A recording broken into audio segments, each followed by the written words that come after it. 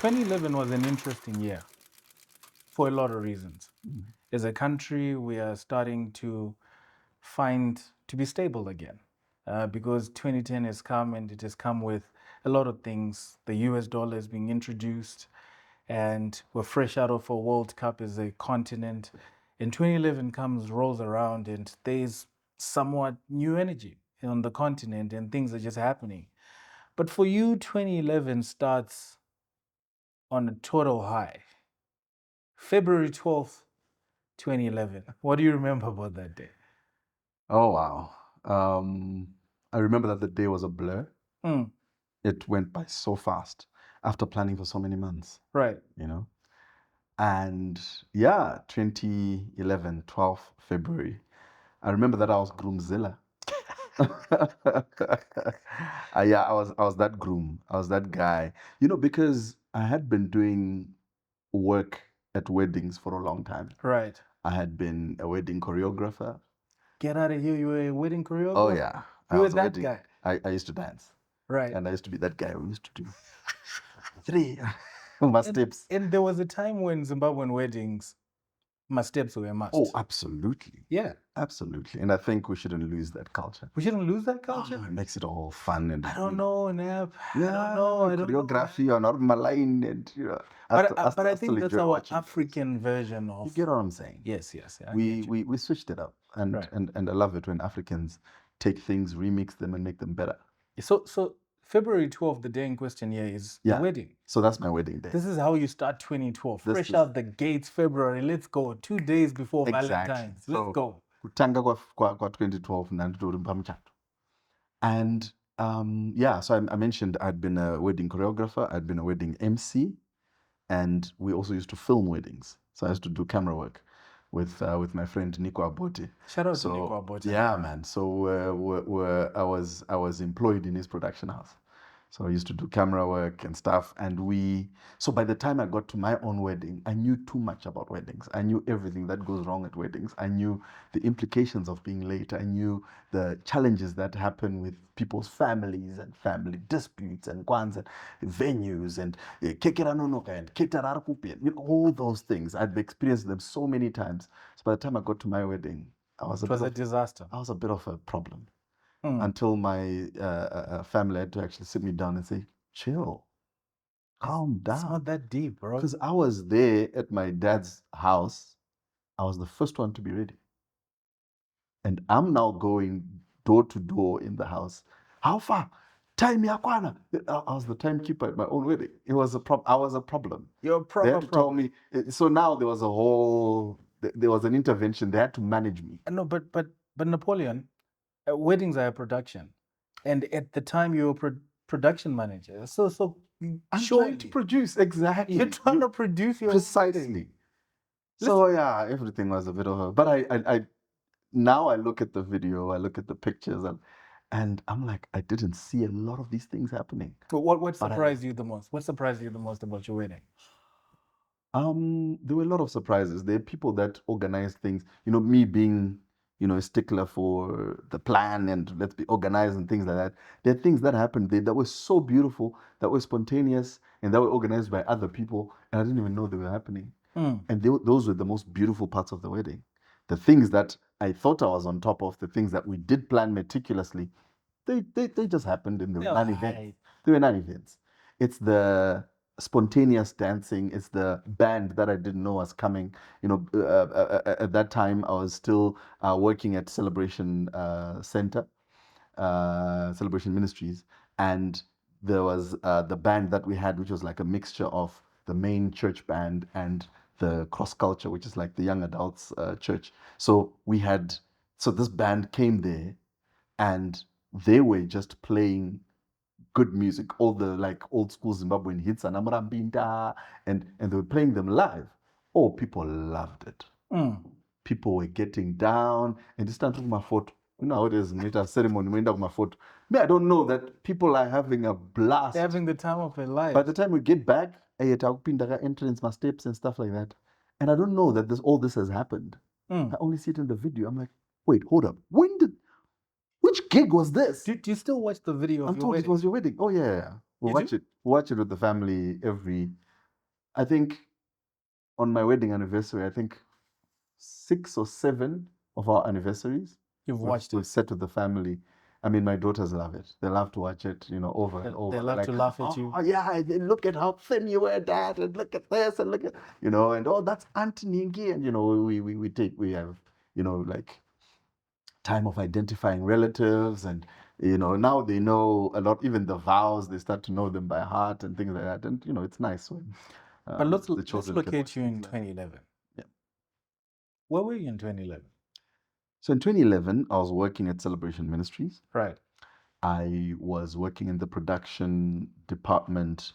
It was a TV production department that then merged with the media production, which also included books and tapes of the services and things like that we used to sell after the church service, and read a bookshop as well that then also merged into that media department and TV department. And then eventually it was called C Media. They then put it together, created a media company which is thriving up until now, and C Media is incredible. they're doing amazing work. It's incredible. And so yeah, I was there at the inception. It was quite a pleasure. I say that the C Media at that time probably had what I call the dream team of media, because everyone who was in that team went on to be great at something. Thank you. Yes. Yeah. Can we just run down some of the people who were in that team? Oh wow. That team was led by Shannon Ekron. Mm. It was led by Tommy Dushel. It was led by myself, Tsitsima Doda. What a woman. Tsitsima Doda is a great producer, and she has led the team for a while now, and she's just grown the work. And then there was Clemens Mpepo. What a guy. Was on the team. Clemens actually shot my very first video ever.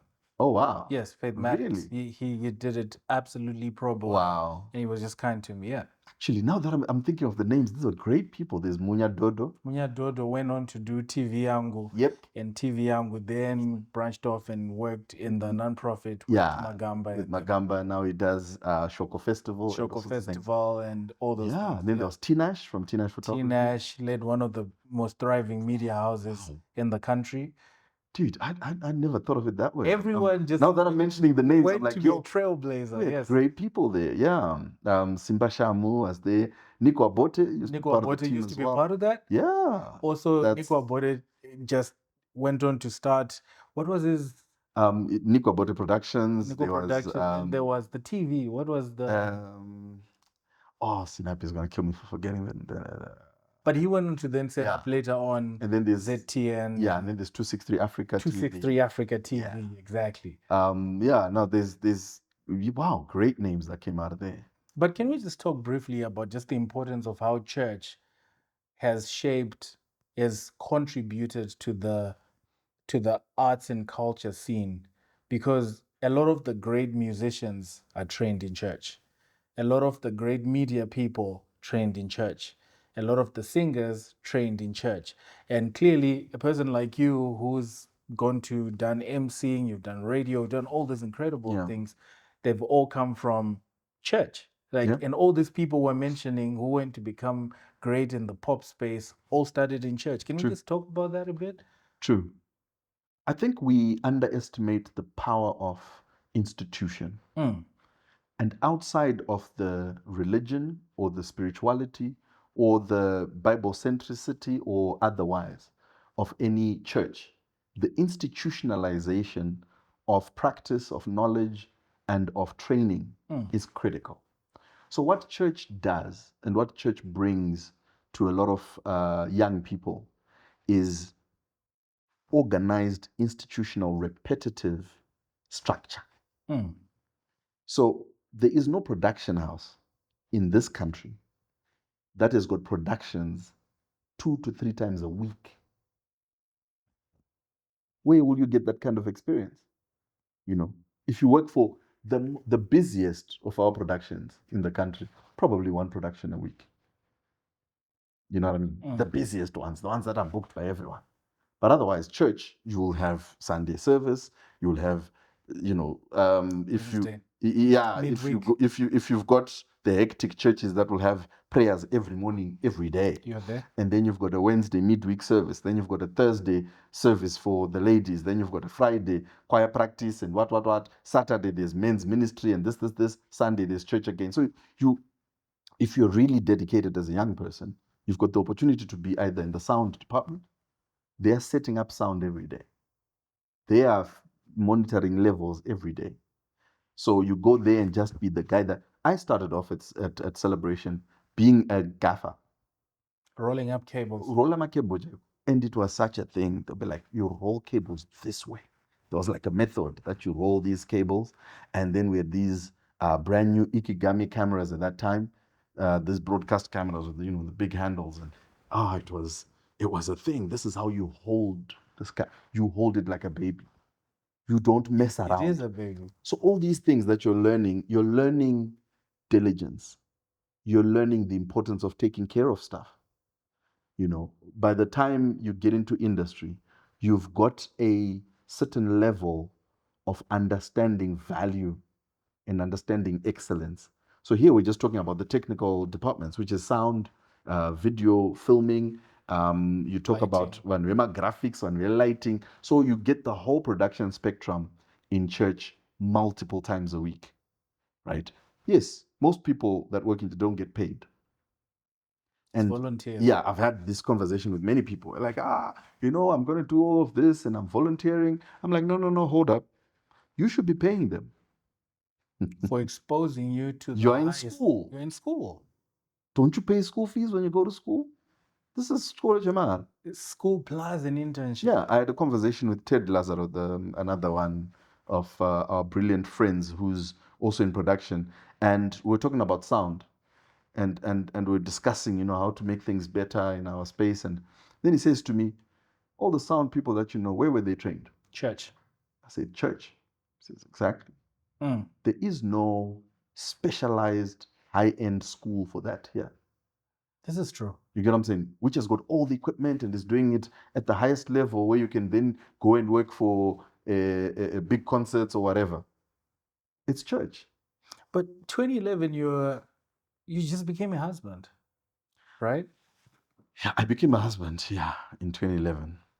And it was things changed for you. It was a lot to manage because you've got a new family, and we were what can I say, when you have got romance that is childlike, we literally just felt like God had said we should be together. Come on now. But I had nothing, brother.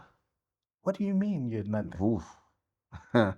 What do you mean? Paint the picture. I mean, we were both working at church. And when we were dating, I would take a combi. She stayed in the avenues. I would take a combi, go to the avenues, pick her up to Famba, to end up in my combi, to end up church. After church, we would then, depending on the budget, wait for our friends who had cars to give us a ride. Yeah, so we'd, chill by the gate and just hope, by that time, both of us were sort of very recognizable in the young adults church. Like, hey guys, she was big in the choir. I used to do a lot of emceeing, and so we'd always catch a ride. Right. But that was like our MO. So that was that. I'm married, not to church. Can we just talk about Twitter plan? Can we just talk about how important it was to save that 50 cents? At the time. I don't know how to even explain what was going on during that time. Try. I'll tell you this. A year before that, 2009, I was staying in a place with a friend of mine called Freddie. And in Inina Freddie, Taigaramu cottage. It was 2 rooms. And we were so broke that one night we got home. Both of us had nothing. We used to walk to work to Celebration Center, which was about 3-4 kilometers away. We'd walk, come back. So Pambapata Garapa cottage, but it was a lady from church who was like, hey, my brothers, Emu tech team. She's like, you can come and stay. So we're staying for free. Valentine Park. Right. Yeah, we're staying there for free. So it was nice. And but we had nothing to eat that night, and that used to happen a lot. We'd just get home and sleep. And at that time, celebrating Taipoa lunch. So that would probably be the only meal of the day. Things were just tough. I don't remember that time after the 2007, 2008 era where our currency completely crashed. And our and then, economy was on yeah, its knees. and then 2009, 10, we then had dollarization and things started to sort of stabilize. So this was during that time. And Taka Maneriwayo, our landlady, for some reason, and prayer works. She just came, knocked. Like, akumana. She used to store her chibage, like my baggy de chibage. I don't go musha. She used to store my sagajo in the house. She just says, akumana, chibage chakaoma chinonaka Mhandire. Sakana, if now and again to like up kange Mhandire. Well, dude, we prayed and thanked God. She was heaven sent. Takakanga Mhandire musiwe tikadya Mhandire with praise and worship and water. Tikanora. This was a year before I had my wedding. So you'll understand. I think because I dated my wife for a year before we got married. Right. So it was just about the time when I was flexing and saying, yo, God is telling me that you're the one. And comrade Mandira, you know what I mean? So yeah, I would never advise anyone to marry like that. Right. But I did. It worked. It worked. I just don't know how. Because Napoleon, a big part of why 2011 is so significant, there are many changes that are happening in the country. Up until this point, Zimbabwe only had state media. And then Buzz announces that there are new licenses that are being awarded. And many people go to pitch and whatnot. And long story short, Zim Papers is awarded a license. And at the time, there was this big buzz that there will be Zim Papers Talk Radio. Yeah. And you need to go and audition and a lot of that. And you are the people that went and auditioned for that. But there's a story that precedes that moment. What's the story that precedes that moment? I'll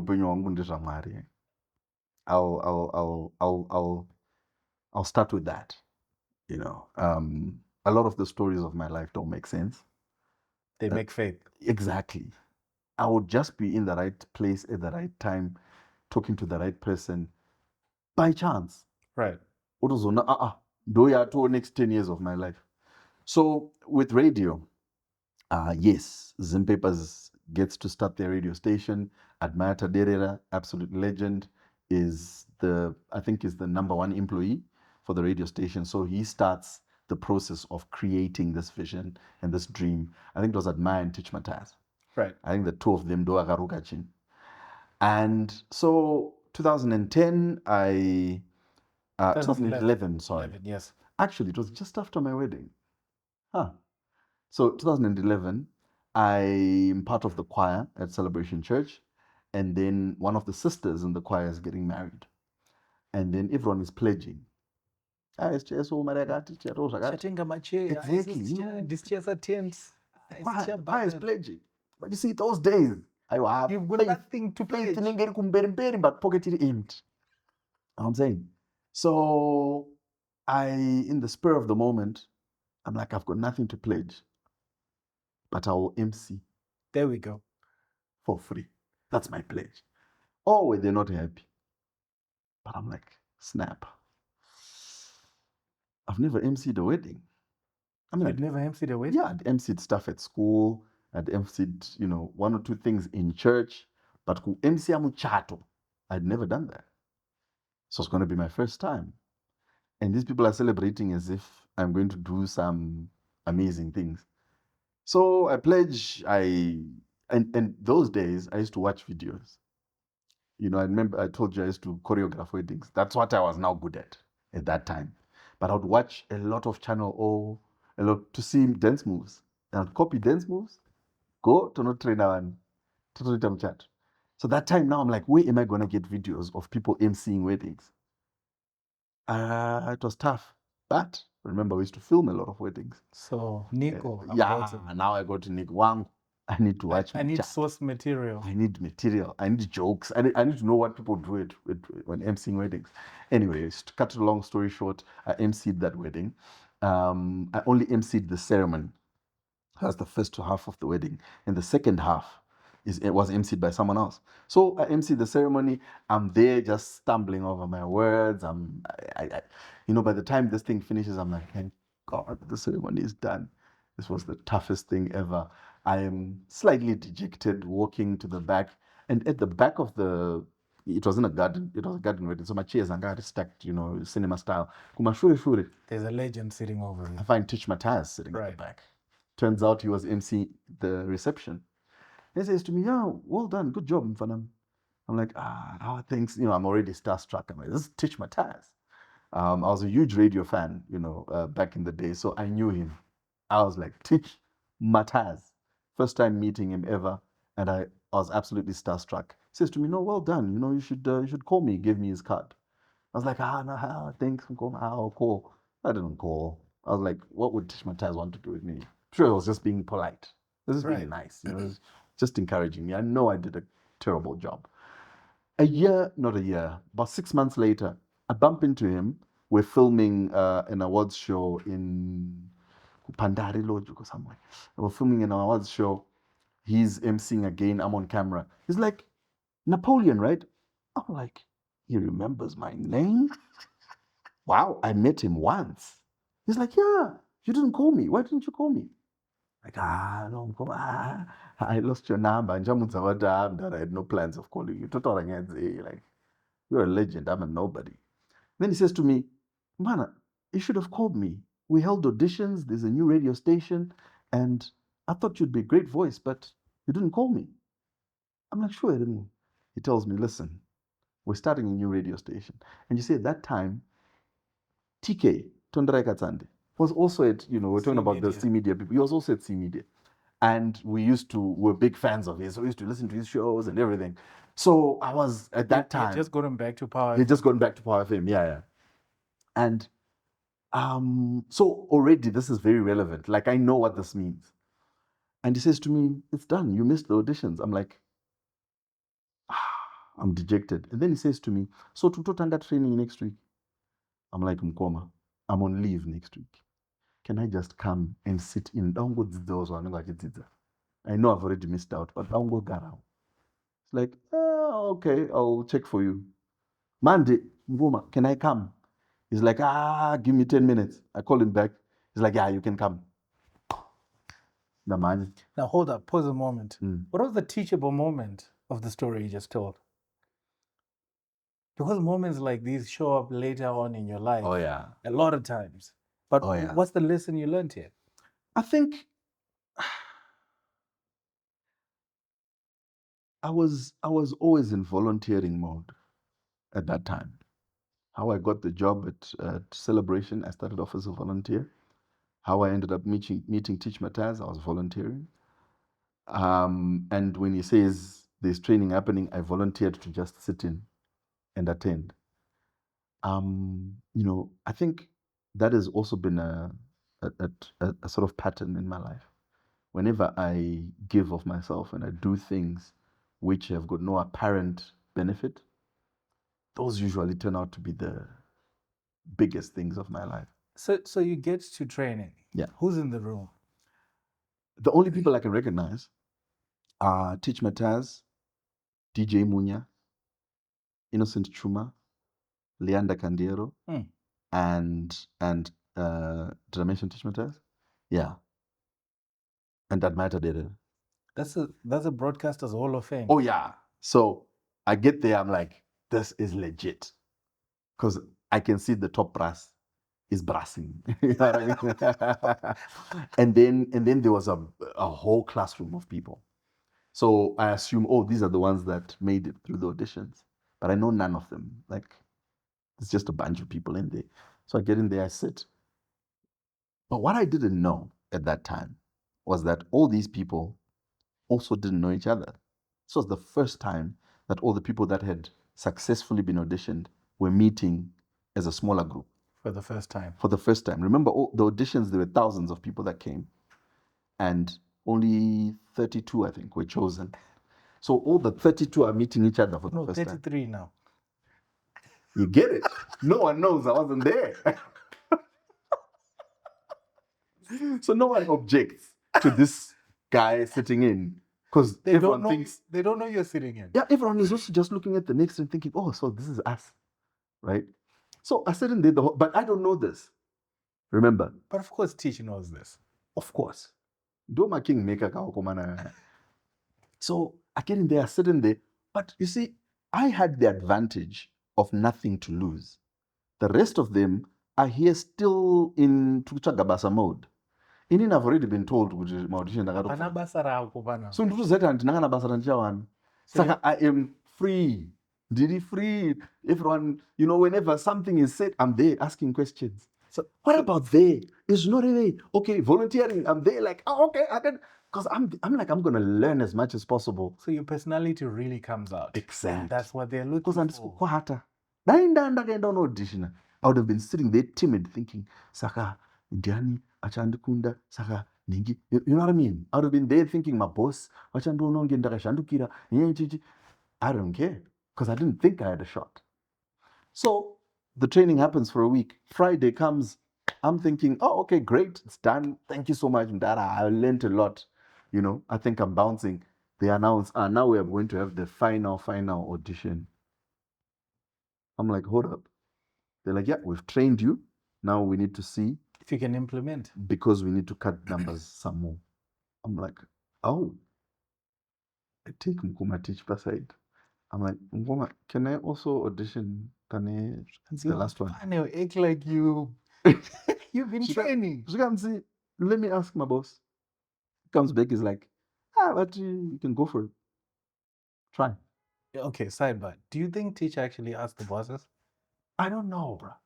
I have a theory. I don't think Tich asked the bosses. He was the boss. You know what I mean? he was the boss. But he did that to put a chip on your shoulder, I think. I found out when we got in there, Kuti, they was only admired him. Exactly. They were the bosses. So I don't know. I don't know whether they went and asked. I don't know. I don't think if I ask him today, he will remember what really happened. But the point is, I personally did not go and underhand say, Womkoma, You're just the guy who was eager. I was just the eager beaver who happened to be at the right wedding at the right time, and eventually was filming the correct event at the correct time, and eventually was willing to just come for free. And ask a lot of questions. And be the talkative one in the room. Auditions happened. 3 days later, we were called and told, yeah, you got the gig. I'm like... Let's talk about that call for a second. What ran through your mind? Because it's a lot of things to play. Yeah. It was tricky because I was full-time employed. Exactly. And I'd just been promoted. I'm now a whole boss, I'm now the production manager literally in charge of C Media. And I report to Tommy Dushal, who was like the CEO of C Media.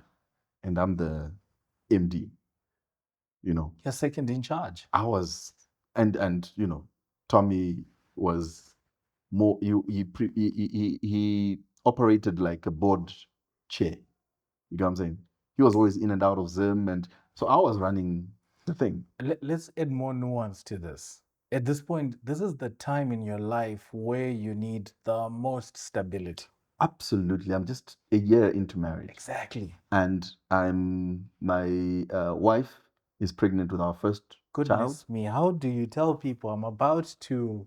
And so, and then I just got a promotion. And then now my wife and I are literally pastors in training. So it's looking good. Exactly. You know what I mean? It's working out. It's working it's out. Looking good. Knock, knock. Star FM. Curveball. Innocent Chuma calls and says, you got the gig. Training, proper training starts in 2 weeks. Actually, next week.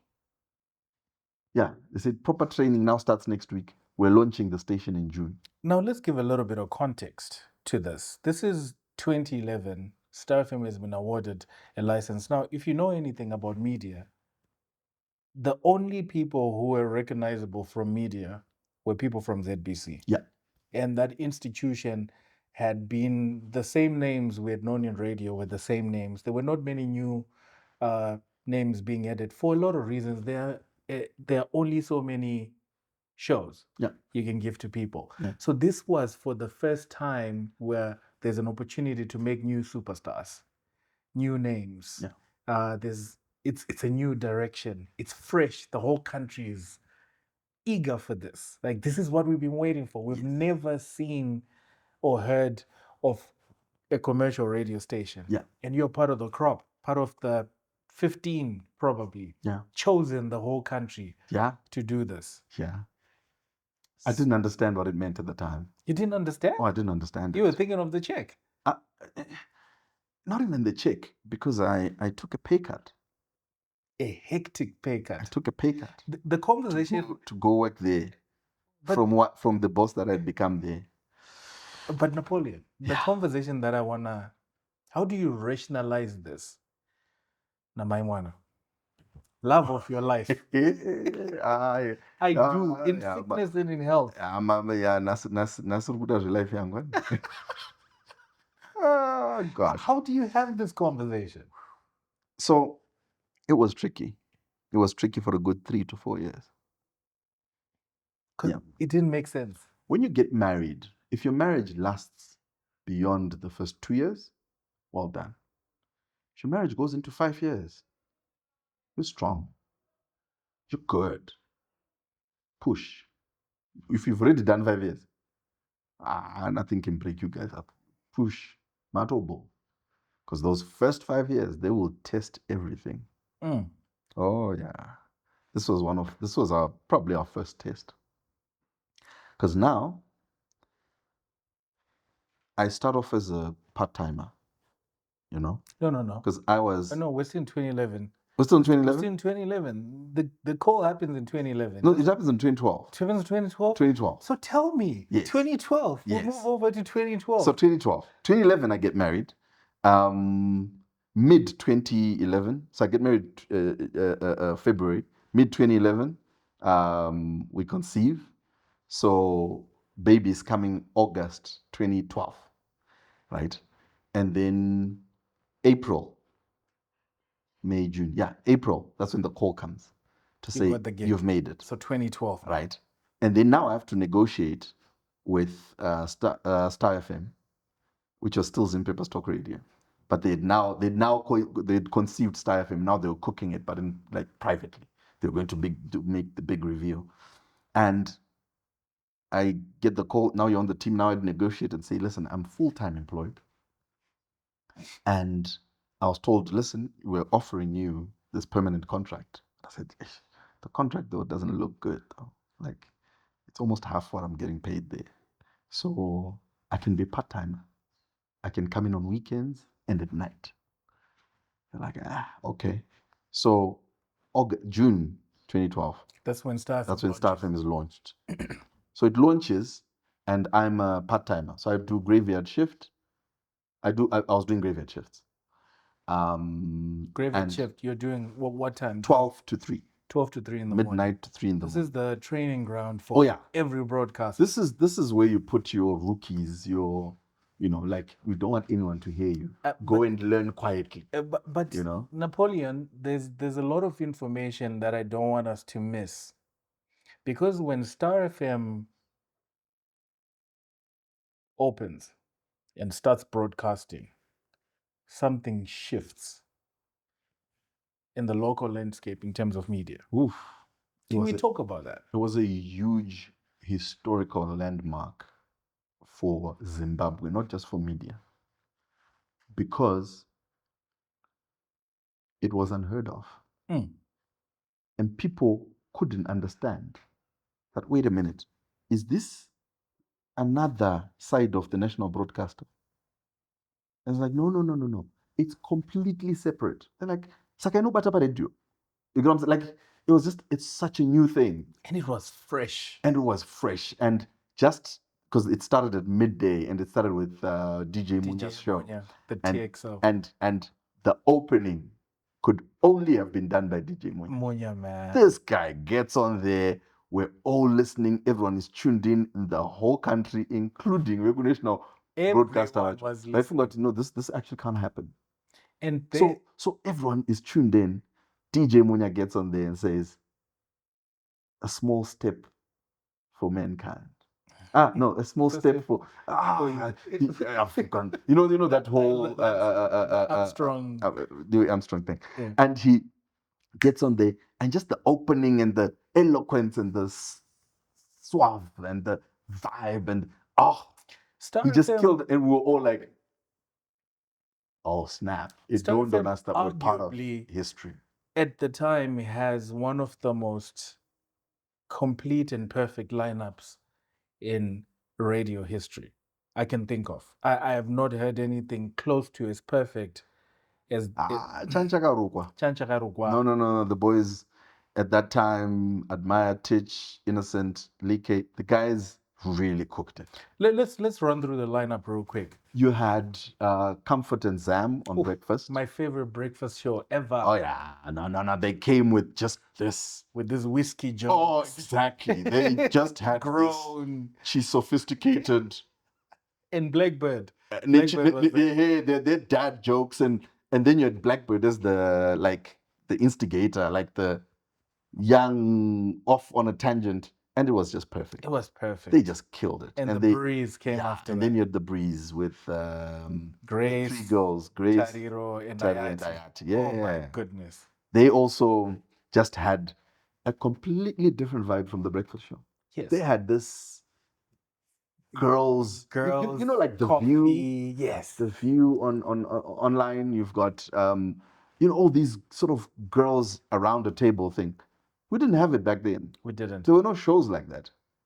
These girls were pioneers. Yeah.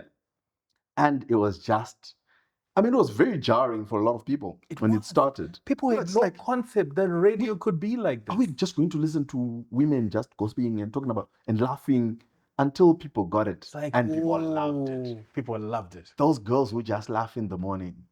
And all of a sudden, you come from thinking that women's talk is frivolous and gossipy and just giggling to now thinking, no. These guys are making me happy. Oof.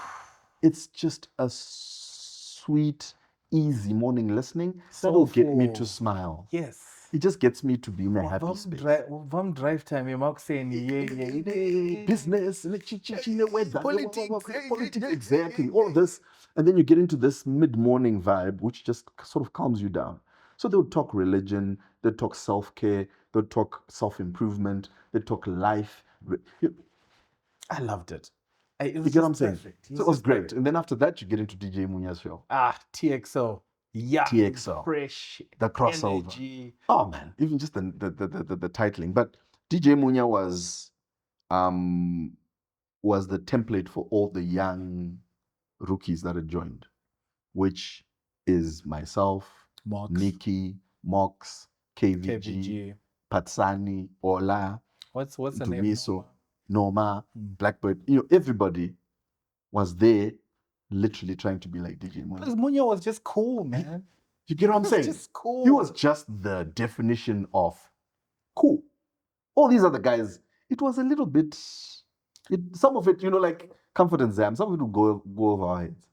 It was just a bit too sophisticated. It was because a lot of the people were in their 20s. I think people like Ola were 20, if not 21. Everyone was very young. Was 20, 21. I think I was 26, 27 at the time. So we're all very young, right? And so, Content Yana Zam was hugely popular. But, with the older demographic. TXO. We could listen to that. He was playing our kind of music. He knew how to just link everything and the style. And he also was like our template when it comes to production. And you had J Boss on that show, right? J Boss was on that show. Yeah. And Nameless. Rest her soul. She passed away. She was also on that show. She It was perfect. It was just It was people. perfect. Oh man. And And drive time. and then Tich Mataz But the on Tich Drive. Mataz show. Yeah, no, it was star-studded. It was perfect. The Tich Mataz Drive show. Again, I got to Star FM as a rookie, and I fell in love with radio within the first month, and I couldn't believe it. I started to listen to radio 24 hours a day. I kid you not. My wife can testify to this. I would sleep with an earphone. So, and because I was always on radio, now I became the stand-in for everyone. I literally started to Skype work. Radio,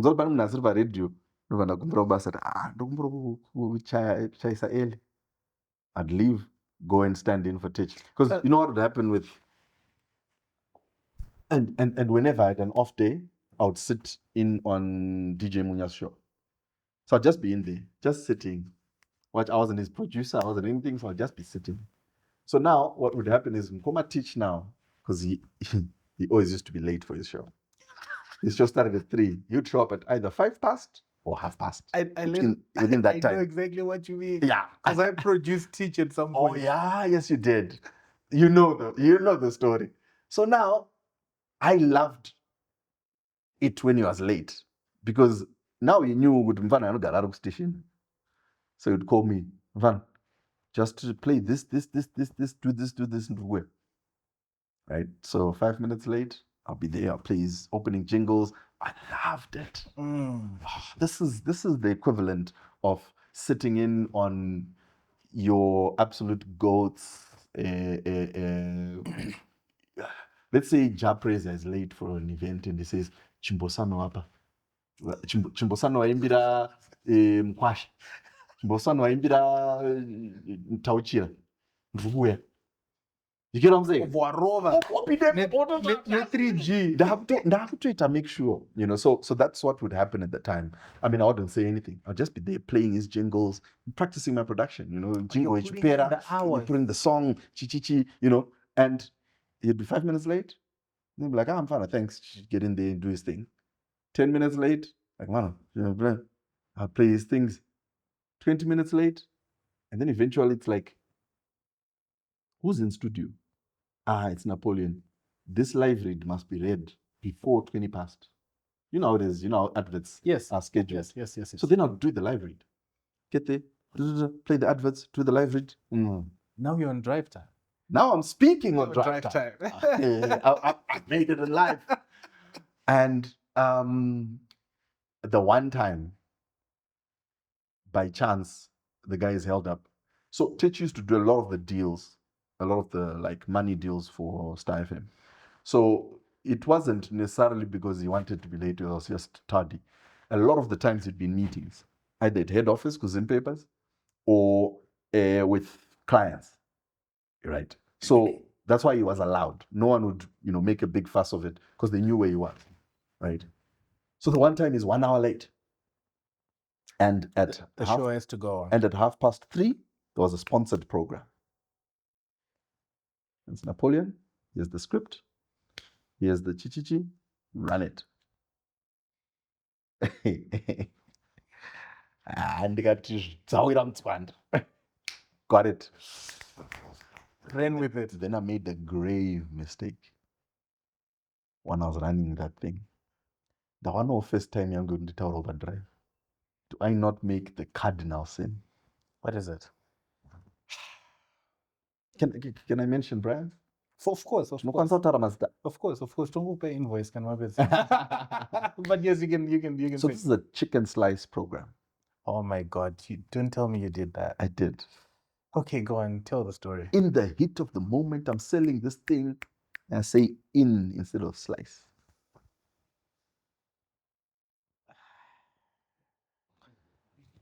My guy, it's the equivalent of saying Coca-Cola or Tengisa Pepsi. It was bad. Vakafona ipapo. Mukuru wekambani akateremuka kubva office number 1. Akauya mustudio akati, what are you doing, young man? Apa inanda kuzvinzwa. Because I didn't hear it in the heat of the moment. It wasn't a slip. It was a, you know how it is. And certain also to jaira, you know how it is, my brands. Unopedzera wajaira kuti no, this one inonzi chakati. So musoro mangu asazvanyatsostick kuti aiwa iyi haisi yawakakura nayo. Is the inyowani. Ndataura pepa ukandatomhanya program mukuru wawo yakutonditi mufanira kuti asi, I'm like, no sorry, ndanzi nemarket ndanzi zvanzi nope, policy matrainee aya havaiswe pama-daytime shows hakuna kuita zvinhu zvisina basa. So you triggered that. I'm bad. I'm like, so at this point in your life, you still have a full-time job. I do. And you're also I'm also a part-time at that side. So you're moonlighting at radio. I'm moonlighting at radio. But I still have a job. You still have a job. But it's slowly becoming clearer, especially to my family, to my wife. This guy is gone. Because now I everything about me, but all my waking hours, I am thinking about radio. I am writing concepts. I am listening to radio. I am critiquing. I am. But don't things change when your daughter is born? They do. In a way you are not expecting. Tell me. My daughter was born in August 2012. The same time ZFM is born. Yeah. And that's the time I double down and become a radio geek. What's your mindset? That's the time I become a radio addict. I really don't know. I really don't know. Because it makes no sense. That's the time I was supposed to step back and become a lot more. I would love the fairy tale. It would be untrue. I would love to give the fairy tale that, no, you know what? That's when I became, I doubled down on being a great husband, and I was. And I became more and more addicted to radio at that time, and radio became something of a crutch, an addiction. Maybe I was dealing with the new responsibilities. It's not a cool thing to say, But that's what happened. But around August, when ZFM is born, on the 15th of August to be specific, it's clear that radio is the new direction. Yeah. Where the next version of Superstars is going to be. Because ZFM also had a star-studded lineup for days. And they came with a different flair. Completely different flair. And just when you think you can't have anything different from ZBC, then you had Star FM. It was like, oh my God, what? Star FM was And then just when you think Star FM is the freshest thing ever, ZFM comes with a completely. So it was the birth of plurality, and yeah. And these new names, a lot of the new names at the time, all of you guys on this new radio station, you're now the definition of cool. You're now the at that time urban superstars. Yes. Not at that time though. No. Let me tell you why I'm saying that. Time. Because for the first time, people had something new to look forward to. So even if you were on a graveyard shift, there was just such excitement. True though. That I remember I used to listen to, I know Patisane's show at 3 a.m. That's how much of a radio. Yes, in Ola. I know that show from 3 a.m. I remember that show. Wow. Because that's how much radio became such, people fell in love with radio again. And we would know everyone who was on radio at that time. And a lot of the new names, you guys were on graveyard shifts, were on weekends. Yeah. But we knew everyone. Wow. And also around that time, Star FM, if I'm not mistaken, is in partnership with, it's around the time Big Chill. Oh, yeah. Yeah. Yeah. So now we can even touch the culture. Now we can see these people. These concerts are happening. Everything is just buzzing and booming. True. 2013 rolls around. 2013 starts off. It's an interesting year for us as a country. It's an election year, and a lot of things are happening. But in the radio world, things are on the up and up.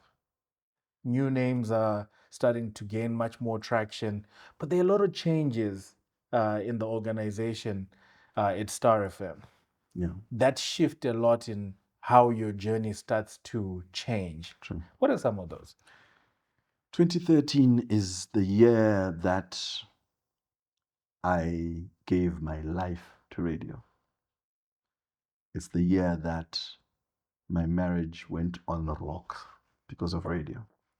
It's the year that I put in my 10,000 hours in 1 year on radio. 2013 was the most difficult yet the most significant year for my career as a media practitioner. It was sacrifice and difficult. January 2013, I decided I'm no longer going to work where I was working at the ministry, at church. I was going to go full time into radio. This was the most stubborn thing I've ever done in my life. I'm not a stubborn character. Like, I'm not, I'm easy. But I just stuck to my guns. What did you see, Napoleon? I was gone. I was deep. I was smitten. I was addicted to this thing, to broadcasting. It was me. There was freedom. If ever I had been confused about my purpose or where I'm supposed to be in life or what I'm supposed to be doing, this was me. And I couldn't get anybody else to understand it properly. So I just said, I'm diving in. I'm doing it. So this is so tricky because it again means a pay cut. Because paper and under part-time. So I still had my work there and then I had a little bit of extra income from that side. But now I'm letting go of the main gig to go and do the side gig, which has got, and I'm going to do the side gig that I then give my life to. I was at radio 16 hours a day. I was that guy. To the extent that, because at that time, I was now, because Muna January mom, when I then made this, I think I only became permanent Muna February, March. I remember us sitting in a production meeting and Innocent Chuma was addressing us. And he says, and the Popotera, the presenters, says, you guys, I don't know if you understand this thing. No phone maneru. You know, we need a shift covered. And Mundi Zimera phone. Mune sure. I'm saying Magoya kuningiri nemujodish na mimi ku Alex. Mukazoya kufiba mujodish na foot. Nasi munodzima phone. The only person I can depend on is Napoleon. And he's not even a full-timer here. What is wrong with you people? Not that I'm saying anything about them, but the fact that he used me as an example. I was like, yo, didn't I can do it as a, but I couldn't. I was always there. So this is the year then that February, I become a permanent employee. The elections come around. I find myself on political programming. I remember that. With 1 year in radio. That's unheard of. And this was, you're not doing that current affairs bit. Current affairs, you interview my politician in any match. I knew nothing. You know how it is as a radio practitioner for you to be able to do, you need to be a reader. You need to know what's happening in the papers. You need to know what's happening in government. You need to know what's happening internationally. You need to be well read. The media is so delicate, man. Yeah, at that time, Taida, like I told you, like DJ Munya's show. Links. So it was 30 seconds. It was tight, hip cool, and happening and young and chichichi and Ninga Dropper, brand new and, yeah, we're following dancehall and hip hop and chichichi. Now to be sitting there and talking to the ambassador of Chakuti. So I had a producer who would write things for me. Write the questions and at that time, Bambeta crisis. Munangaru presenter show you had to be off in Chichichi, and they had to quickly say which one of our young people anika kakudzikama. They took me. Again, like I told you, this was the most significant year for me. It was life-changing. That content. How so? it taught me about my own country.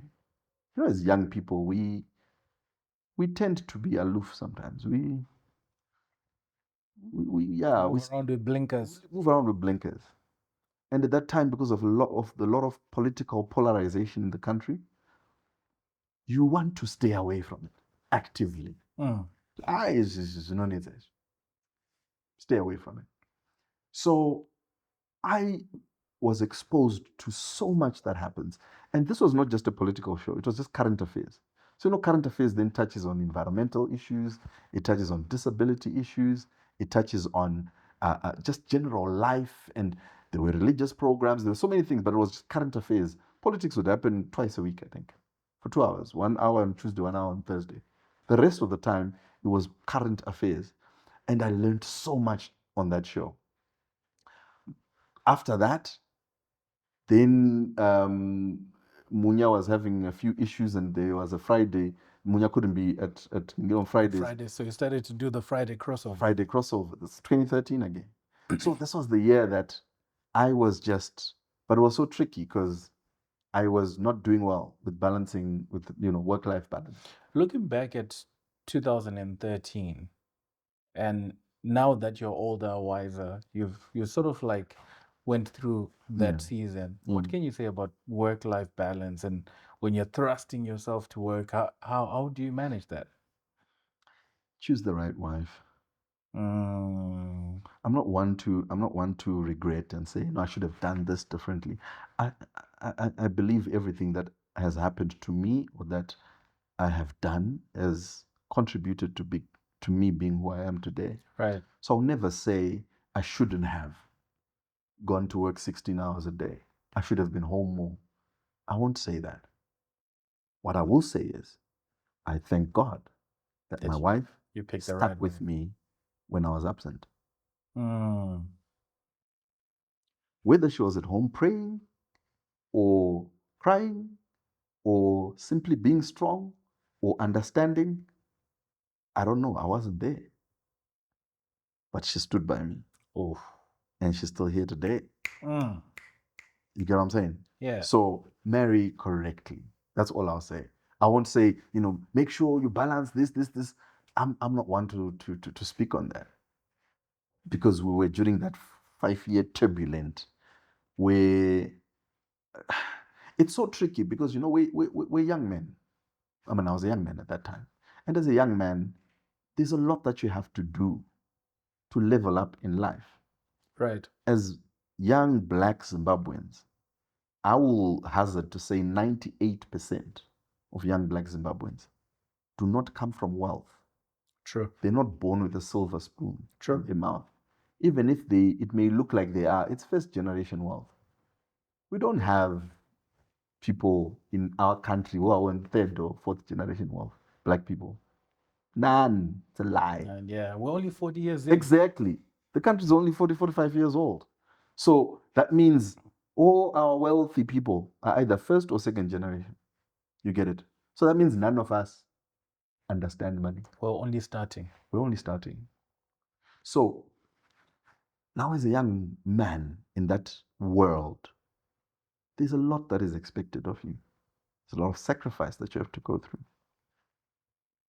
All you have to do, if one day you have to sacrifice attention to your kids, attention to your marriage, attention to your family, all you have to do is to pray that that side holds while you have to go and dig deep into the trenches.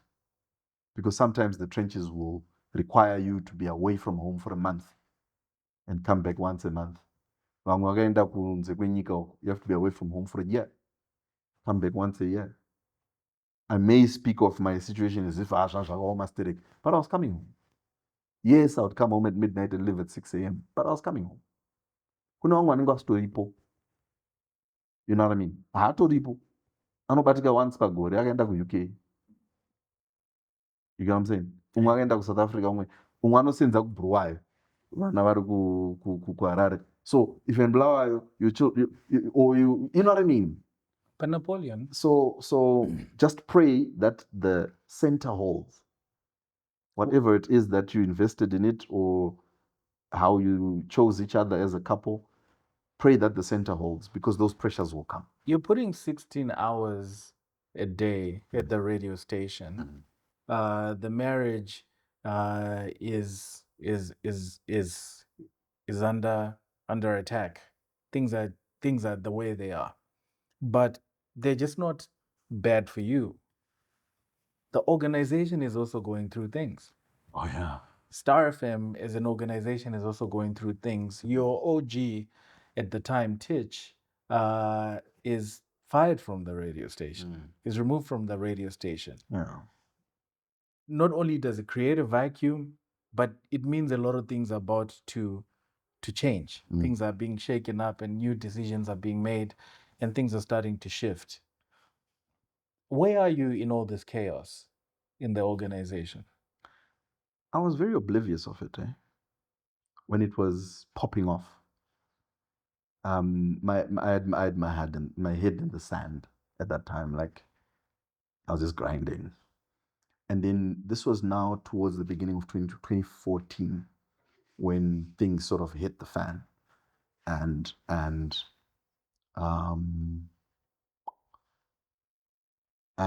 around April, May, I think, March, April, that's when then Top Brass is removed from Star FM, and there's changes, replacements, and all sorts.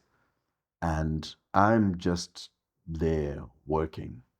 And then I go to the States. No. Well, hold up. No, don't rush the timeline. Come back. Don't rush the timeline. Come back. Apologies. Yes. Wait, Napoleon. Okay. Come back. Yes, sir. Yes. It's important that we don't, because understanding the nuance of what's happening around that time really helps in why these changes of the top brass are important to the grand scheme of things, right? So, who's the top brass? Right. So we had Admire Tadedana as Yes. the general manager. Yes. Star FM. So he was number one. Then Tich Mataz was the programming manager. Yes, He was number two. And then we had Alice Mutema as head of news. Sport, I think it was Steve Vickers already at that time, was head of sport. And so these are all sort of the managers. And then, Innocent Chuma was like the supervisor for all the presenters. Yeah. So top brass. So when the top was brass, the two.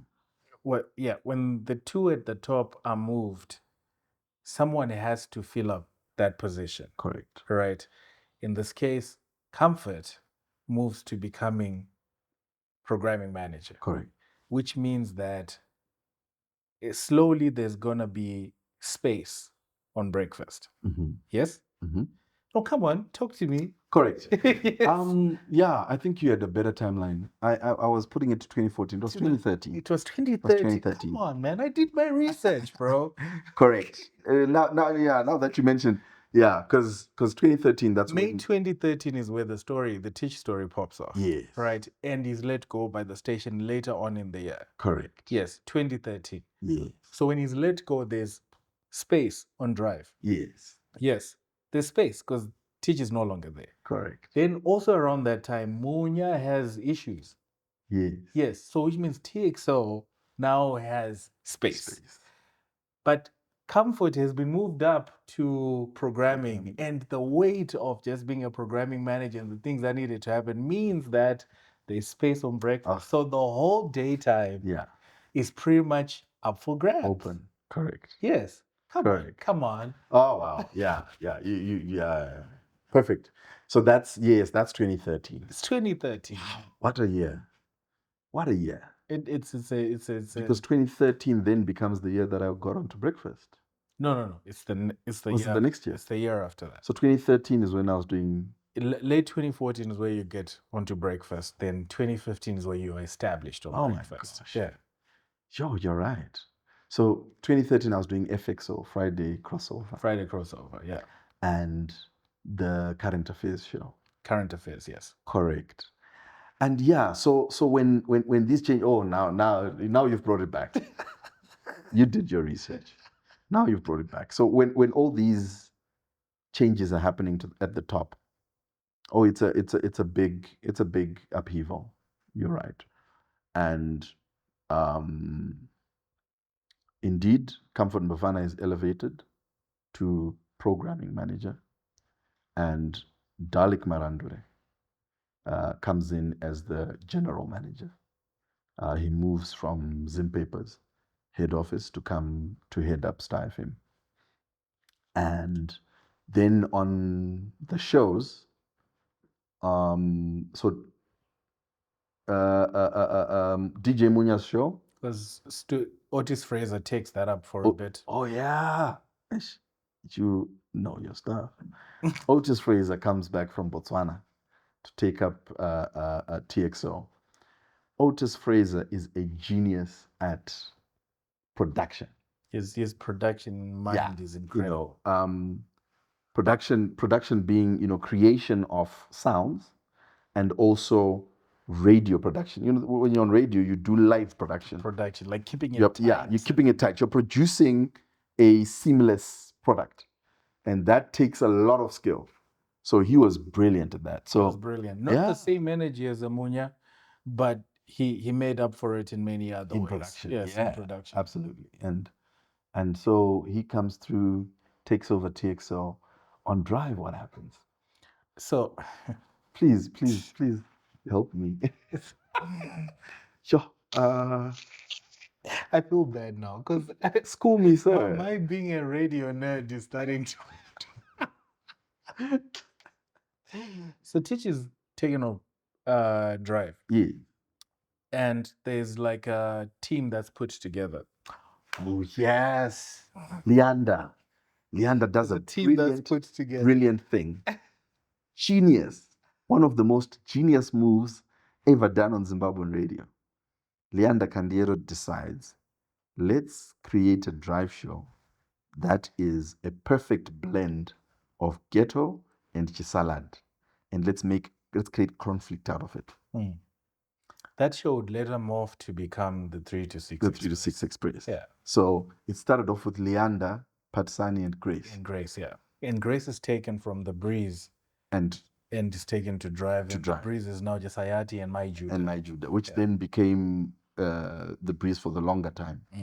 And then Grace is moved to Drive, and it becomes Leander, Patsani, and Grace. And then Grace has to relocate. Yeah. And then they put KVG on. Then KVG hits it off with. Then KVG Patisani kicks it with the chemistry from the start. When I was keeping timelines, because I was going to get to that. Come on, Napoleon. You're messing up my timeline. Forgive me. But you're forgiven. I want us to move to 2014 because 2014 is such a significant year for you. 2014 starts off interesting in the sense that the organization is going through transition, but also you're starting to find your voice. Yeah. You're starting to find yourself in a lot of ways. So one of those ways is you score a lot of firsts that year. Can we talk about some of those, particularly about being a host? In 2014. That's the year you did the Summers. Is it? It's the year you did the MTV Africa Music Awards. It's also the year you did... Yes, it is. So can I tell you how that started? Oh my word. Can I tell you Napoleon. Can I tell you how that all opened up? Tell me. It was late 2013 or early 2014. And Comfort and Zam were doing a lot of amazing things at Star FM at that time. They had the Big Chill. They started it. And then they started to do these international trips. Yes. Like win a trip. I remember. To go watch Chris Brown. Walter Wanyanya and At some Walter. point, Tech Tools Yes. was sponsoring some He of was those. always- Mariah State Yes. was sponsoring some of those. I remember when Exactly. Maxwell came, they went with Fungai Nengari, and I remember when Kendrick Lamar, they went with 10 Diamond and some fans and that kind of thing, and it was just incredible. They were doing great things. I mean, even until now, even if they did it today, it would still be amazing. But this was 2014. So they did those, and they did Chris Brown as well. And then this one, they're like, you know what? Zam and I have been going for these things because we're the ones organizing them. So we've got a right to go. But want to open it up. Walter Wanyanya is provided for transport for with Tech Tools. Pariah State is providing this. So it's fully paid. We're going to get 2 winners to win a trip to go watch Rihanna in FNB Stadium. So we're giving 2 winners, 2 listeners, and then want 1 presenter to go. So write your names on a paper, put them in a hat. We'll pick a name. You're kidding me. Yeah. That's how it happened? That's how it happened. And your name came up? And my name came up. And that trip, again, was another turning point. Because it's exposure. I realized it can be done. It is possible. It is doable.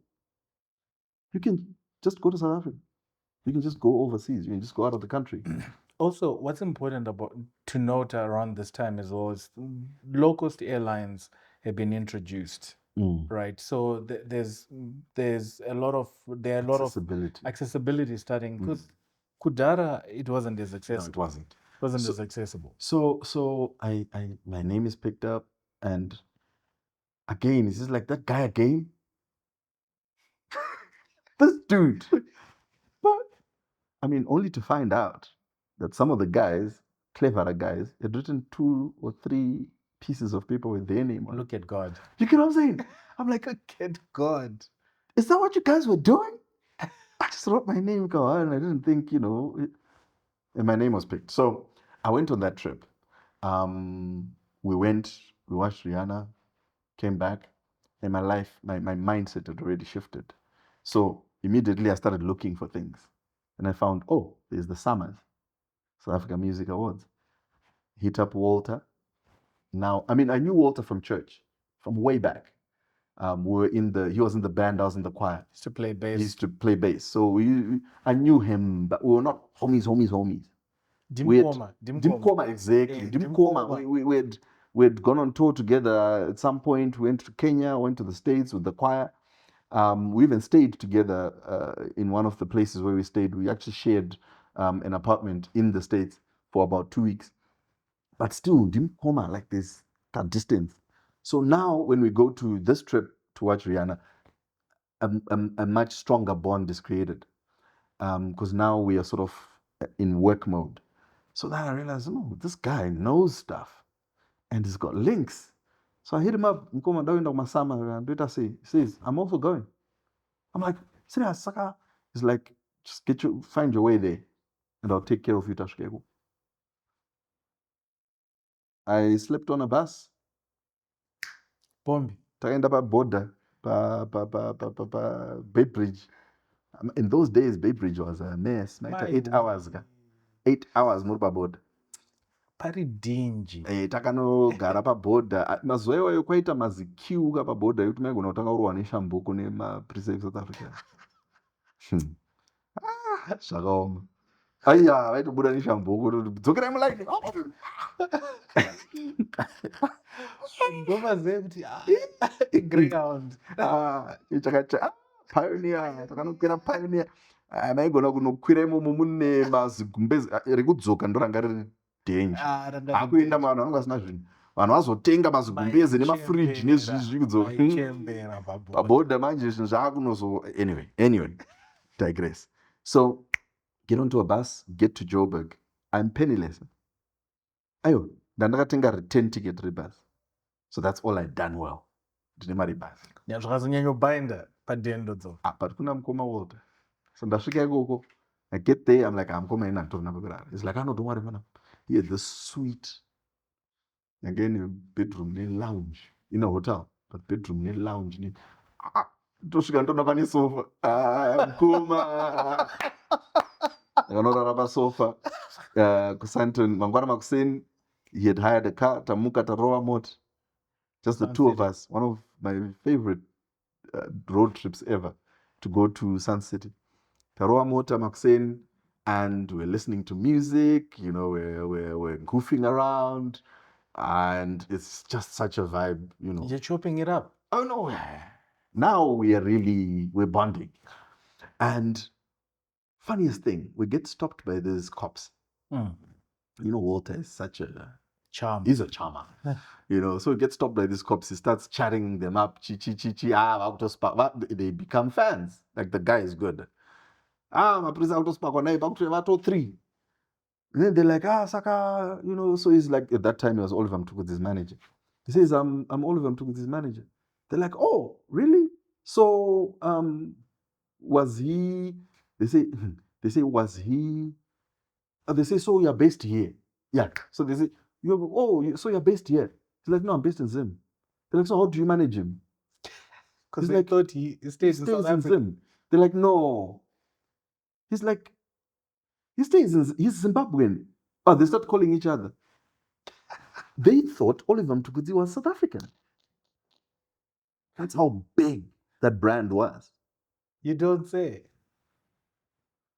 It was such a fascinating thing. Oh, we talked about it for years after that. So you get to the summers. We get to the summers. I had a friend from church, Houston, had a clothing shop. Vicenzo Valley.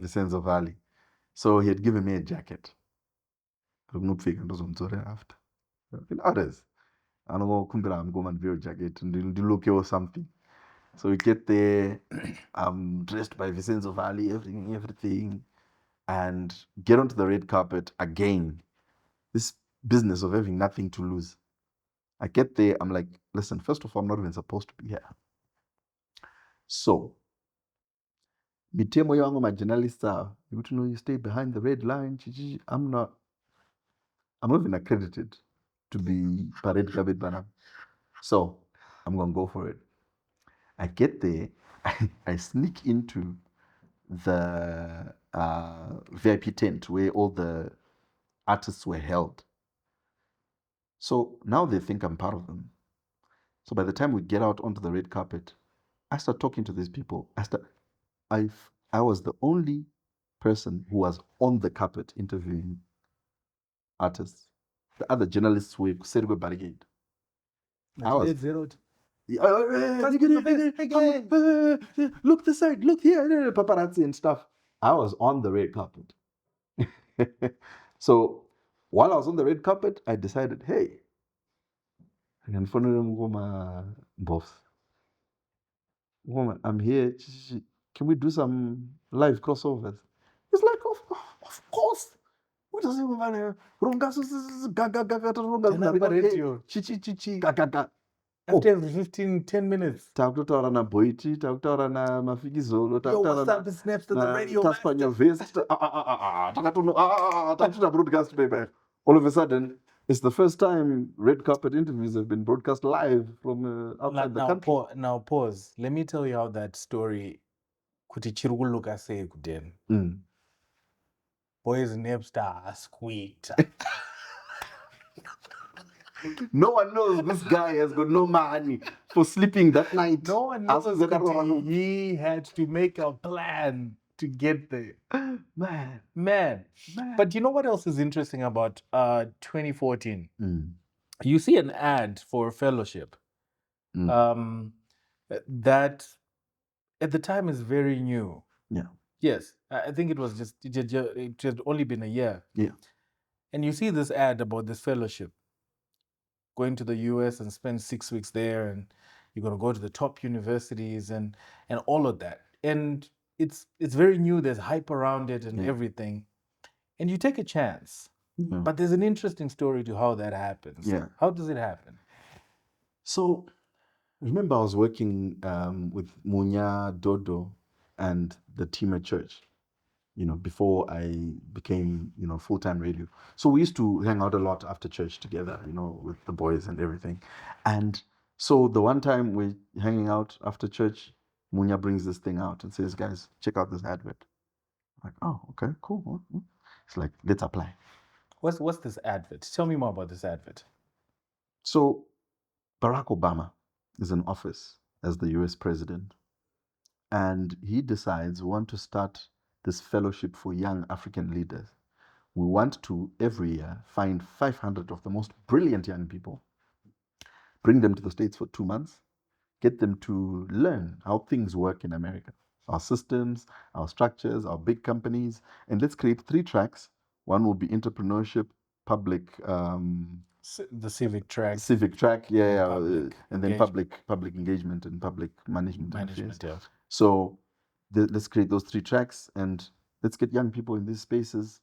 Then they divided it over across the 50 countries in Africa and said, so I think each country would bring in about 15 to 20 people. 20 people, yeah.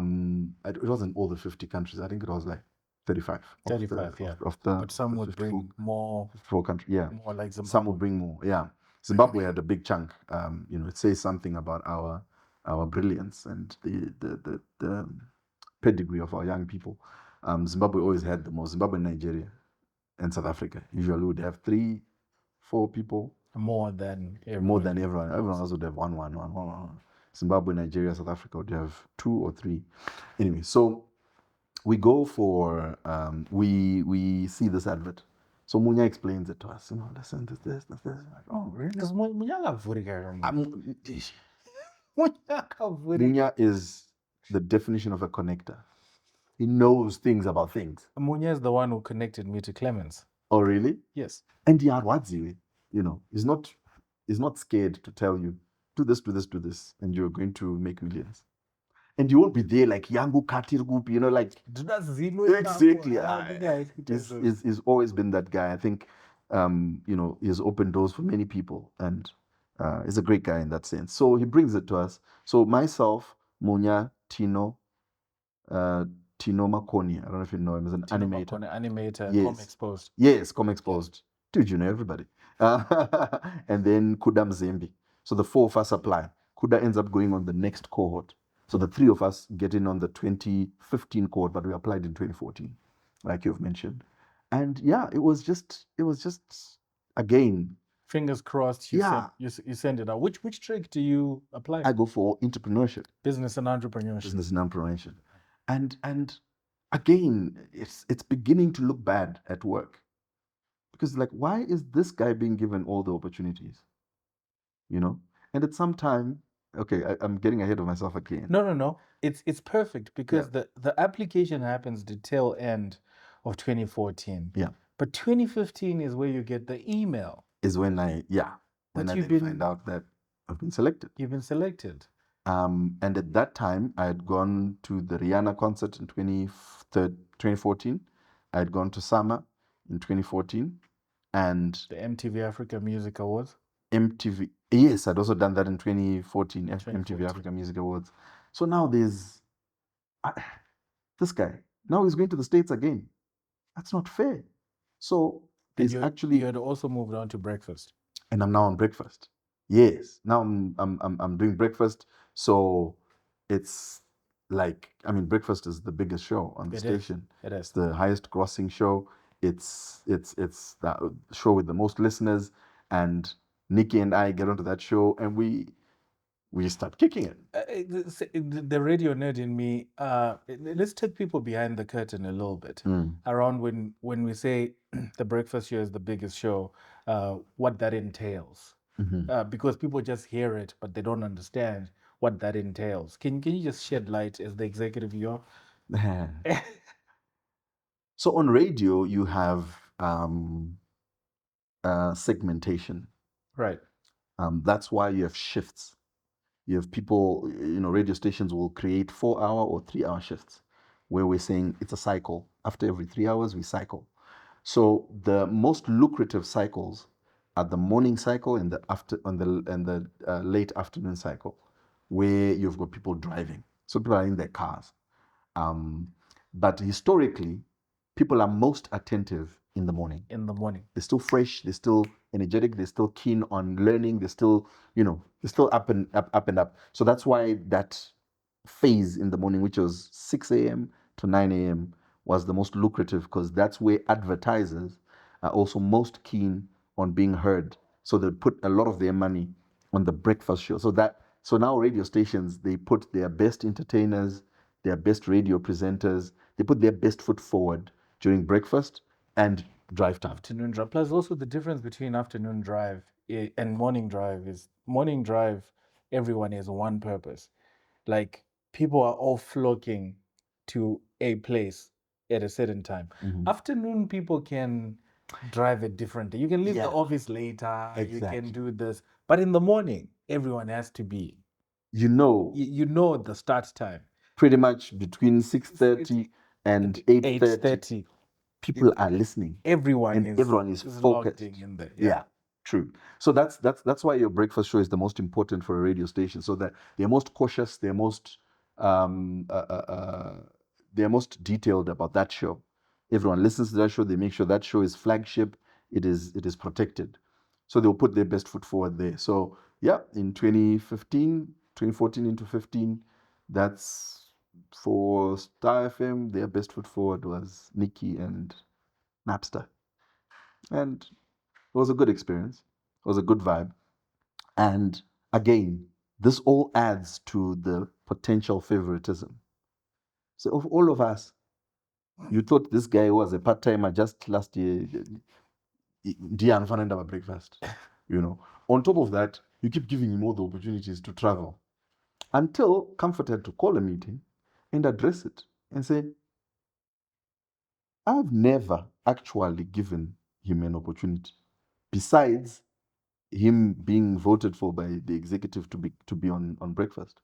But otherwise, all these travels, he's been looking for them by himself. To the extent that we haven't even paid the cent for him to travel. He's either self-funded or looked for sponsors. So I don't know what you mean we've been favoring him. Why don't you look for your own opportunities? He had to address that. And, to be fair, by that time, there was like 2 or 3 of us who were now getting it and going and looking for opportunities and looking for either sponsors, for, things like that. And so that's how America then comes on for me to go to YALI, to go to the Mandela Washington Fellowship for Young African Leaders.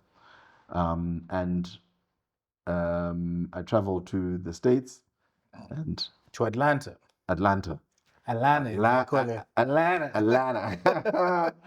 Woo! Again, that was another life-changing experience. So there's a lot you're glossing over here, and I don't know how I feel about that, Napoleon, because you are. We've seen your life change from 2011, and there are all these ups and downs, right? YALI rolls around, you're now on the plane, things are starting to happen, the summers are happening, MTV Africa is happening, all of these things are happening, and the career seems like it's taking off. But how are things in your personal life? 2015 is the year when we started to stabilize. In my home, we started to understand each other a little bit more. We started to sort of find each other. Both of us were finally willing.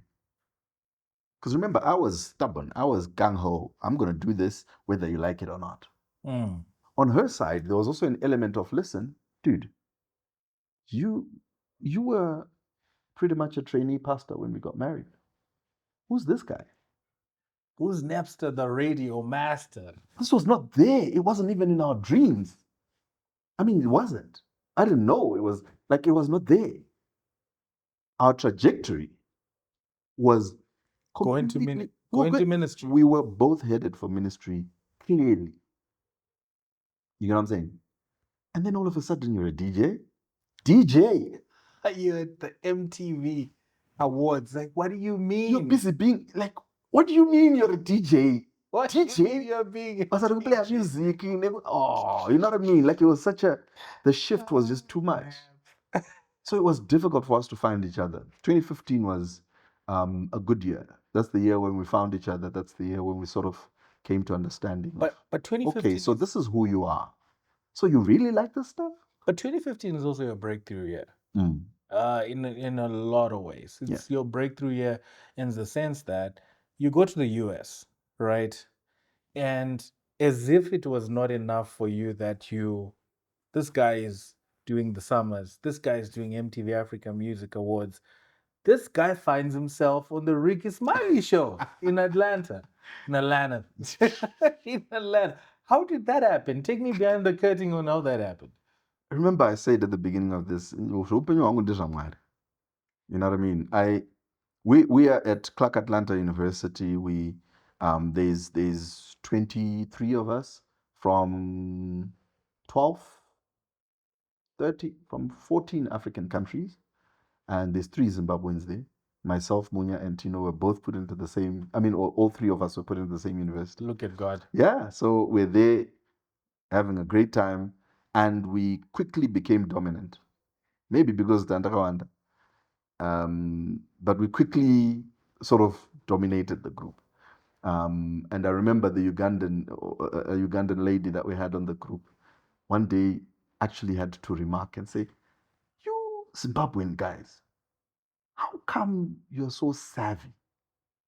What do you mean? This guy's an animator. This one's a tech. What? This one, every time we have a program, he's the one who's presenting. He's the one who's leading. What is? Do you know what she thought? She thought Zimbabwe didn't have Wi-Fi.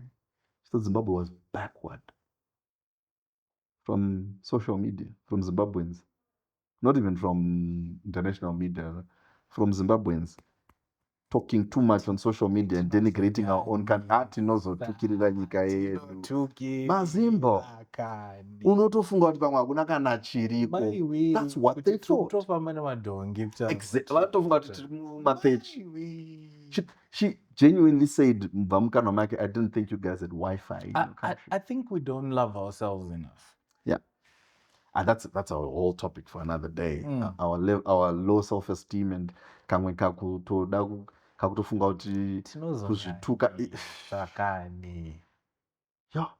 But we think being anti-Zimbabwean is sophisticated. It's not. Do you know what? I've seen people from Burundi who are proud to be Burundians.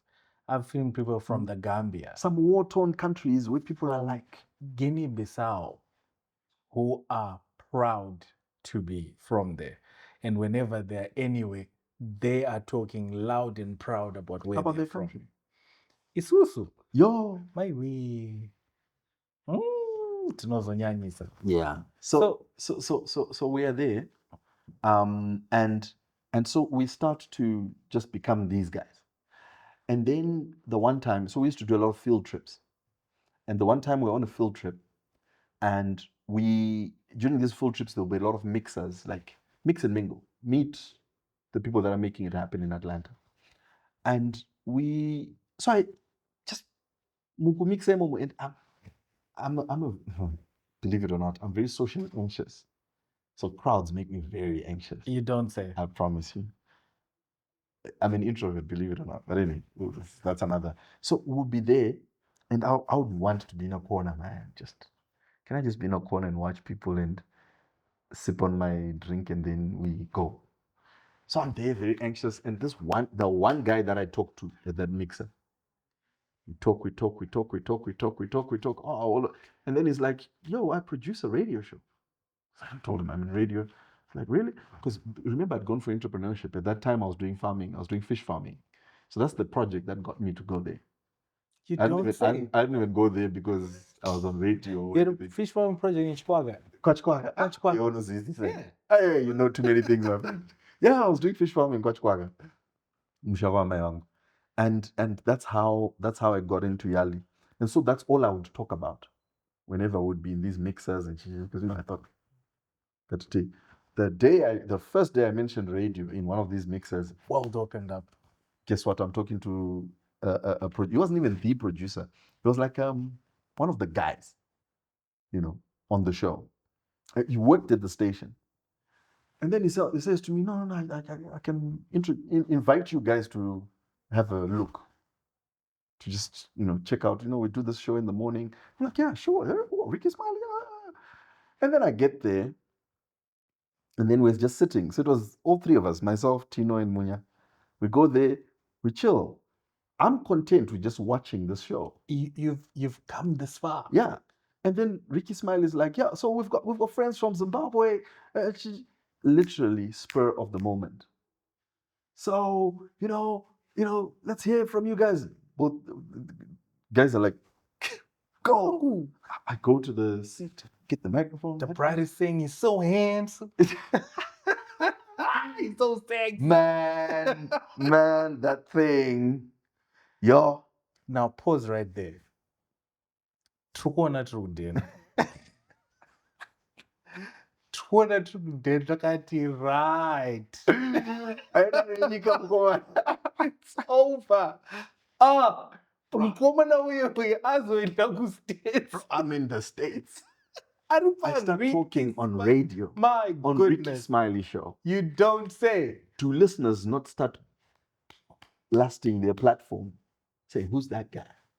Now. Who's that guy? Bring him back tomorrow. I'm there like, I can be here tomorrow. Can I move to the States and be here every day? In Atlanta. In Atlanta. So we can drink some water. Some water. In the studio. So give it to me. I'm telling you. And I'm on the show and I just switch it on. You even did a link, bro. She's there and she's like, yo. I'm like, listen, I am so starstruck. The brat, I didn't know she was on his show. So I get there, I'm like, wait, dudes, that's the brat. And so I get on, they're like, yes. I'm like, guys, I need to just say this. I am starstruck. This is the brat. She was sitting right next to me. What? So, I mean, they loved that. And then we did a link and then I sang a song and they were blown away, And then, so we get off there. They are buzzing about it. They, post it, repost it. They are, so we actually link up a few more times after that. But again, it was a lot of these things were just life shifting and mind changing, mind blowing. Because when you're doing what you do and validation is important in life.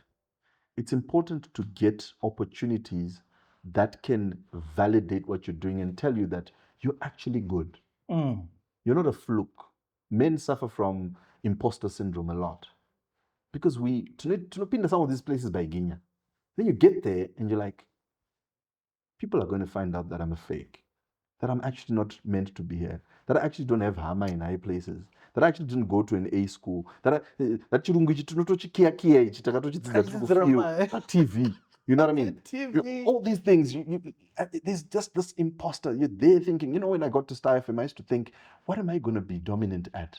I would look at people like Mox and think, the guy speaks better English than me. He's got a deeper voice. He's got the thing. I look at, he's the prototype. And think maybe let me do the Shona thing. Then I look at Patisani and Ola and I'm like,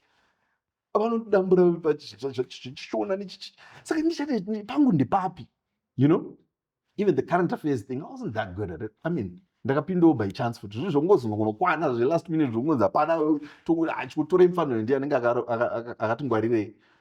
but I wasn't good. I wasn't really like the best at anything. I was just hardworking, if I may call it that. So now I'm in the States. This validates me because I'm like, wait a minute, Rickey Smiley, a whole legend. The brat, a whole legend. And American radio listeners who've got the most choice in the world in terms of radios to listen to. So they've heard it all. And they're saying I'm good. So I must be good.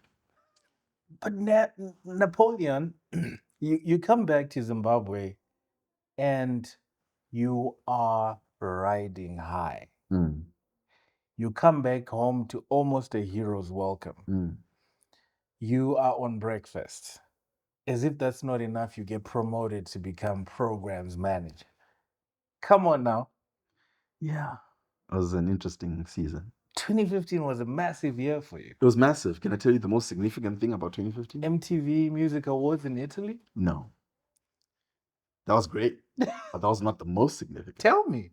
So there was going to the States, there was going to Italy for MTV, EMAs, there was, being promoted, all of that. But the most significant thing, that's the year we created our second born. I told you the marriage was back on track. Let's go. Let's conceive. Let's do this. Let's do this. So yeah, she was then born in July 2016. But yeah, 2015. While I was in the States, I get a message from Comfort. He was now general manager of Star FM. He had been promoted from programming manager, so he's now the head of the whole thing. He sends me a message while I was in the States. Says, "Hey, would you consider becoming programming manager?" I'm like, "What? No, I wouldn't." It's like, "Why not?" I'm like, "Dude, I am junior. I am." Listen, there's a packing order. There's the general manager. There's the programming manager. There's the supervisor. There's the permanent. No, there was the what do you call them? We called them the. At some point we called them the old guard, but that doesn't sound really nice. There was like the experienced presenters, those guys that had come from ZBC, right?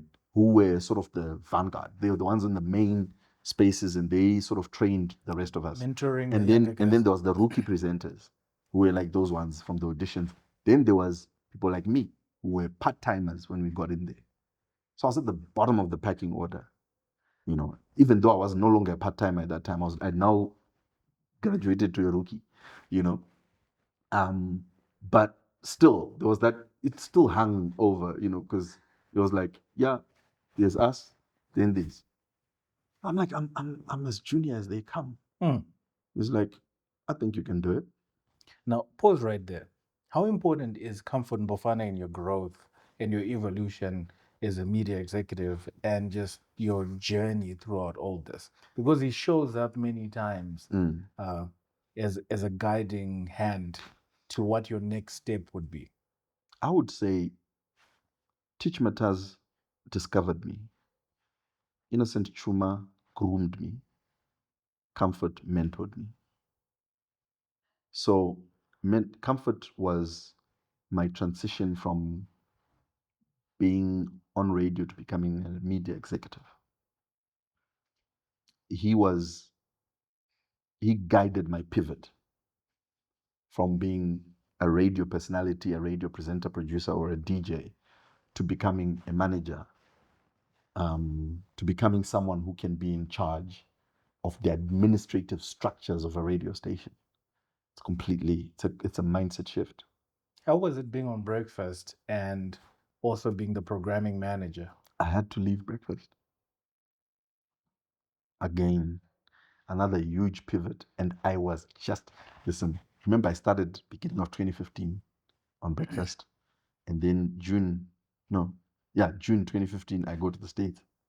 That's when I get the message. I come back August. I come back end of July, August. And this guy says, is it a yes or a no? Are you going to take this position? If not, we need to get the move on. I'm like, I need to go pray about it. Pray about it, aka ask the missus. And it was great because at that time, the missus and I were now on proper talking terms in terms of our work. There was a time when I couldn't tell her what's going on at work because it would just be too painful for her. And even she at some point also stopped telling me what was going on at work. Because it is couples gossip and all the makuas and then she's supposed to come and dump all the drama and this person did this person did that, you know what I mean? And I'm also supposed to strategically be able to consult, and we're not doing that anymore. So now it was great because we were back to those terms, and I was there now, like, you know what? This is the implication. Even she was like, dude, are you sure you can let go of on air? Because I was in there. I loved it. And I was still here. I mean, the star was rising, but it wasn't yet blow. It wasn't up there. It was still Plus, very few said climb. about this that if you got into radio as talent, you work so hard so that you can sit in that chair on breakfast. on breakfast. Like That you work is what so hard. that is what people work for. Like you work, and it only opens up once in a while. Even when I did the Rickey Smiley interview, he said to me, "You're a breakfast host?" I said, "Yeah." And as young as you are, Right? And he couldn't be. Afterwards, again, remember I told you validation. Afterwards, he says, "Now I get why you're on breakfast." To then tell him that, dude, I've only been on radio for 3 years, he would have been offended. True. You know what I mean? Because the competition, they work for 20 years to be on breakfast. Yep. So it was a feat. It was a great achievement. It was the nyembe of my life. You're on breakfast? That's the epitome. That's the highest honor for a radio presenter. And now I had to give it up. Being in it's sort of like steering the ship, programming, because programming managers, you're pretty much the person who translates the vision of the station into programming, into what people then listen to. It's the Like, boring job. It's you're in between the business and the creative. You're in between the fun stuff and the boring stuff. The boring stuff. And you watch the fun stuff happen. How much you're did not that even part of it. sharpen your leadership? It was just another step, man, in the growth story, in the growth process, because again it was another pay cut. It was a pay cut? Oh yeah. Oh, because on breakfast you've got sponsored programs. You got all You've got the most sponsored programs on radio. So you are earning 3, 4, 5 times exactly more than your salary. Exactly. You're doing activation. Exactly. Plus also the MCing gigs are coming because you're relevant. You're relevant. People hear you every day. Yeah. The corporate gigs are coming. Things are happening. The shows are coming. Listen, breakfast hosts, especially at that time, they were making more money than the boss. Than CEOs. Yeah. Yeah. Yeah. Like, because it's crazy. Everybody wants you. Everybody wants you. And I was now there. Like I was starting to taste it. To be hot. I was starting to taste it. I was starting to count the dollars at the end of the month. Remember, I had taken another pay cut to come into this job. So now it was beginning to finally make sense. If you were to write a book, Nepsa, it should be called Nothing to Lose and Lots of Pay Cuts. Clearly, because at this point, it's either you got nothing to lose or you're taking a pay cut. I'm taking a pay cut. So now going to sit in an office, no one knows you. You curate for other people to shine. That takes discipline. You create concepts for other people to do good. You are there calling them into the office afterwards to say, you need to improve there. For what? For them to do well and to look good. And can we talk about how stubborn and just self-centered creatives are? My goodness. Oh man. I respect programming managers. It was a tough transition because I, number one, remember I'm a part-timer who became a rookie. And now I'm going 3 levels up to become a programming manager, which is number 2 in the station. You are in charge of everyone who goes on air. So all the presenters, continuity presenters, that's the DJs, sports presenters, and news presenters. Current affairs. Yeah, and current affairs, they all sort of have to fall into your vision and your structure, and you can call all of them to order. And now, coming from that lower level, there was a lot of resistance. Naturally. Obvious. Like, wait a minute. This guy? Napster. Who thought Napster and the boss? No, that's better. Mbofana Napster. Exactly. I also happened to be young. So, I think I became programming manager at 30. And it was tough, man. It was difficult. But you didn't stay in that position for so long because 2016 rolls around and there are talks in the corridor that there's a new license that has been acquired. At the time, that license had been Kingston's license. Mm-hmm. Then it was acquired by Zim Papers, and Zim Papers at the time was also opening up new properties in radio. Diamond FM, Leander Candero is assigned to that, right? Also just a genius radio mind, right? Brilliant guy. Yeah. He goes there, Diamond FM, and there's Nyami Nyami, a station in Kariba that later then relocated to Chinoy to become Platinum FM. True.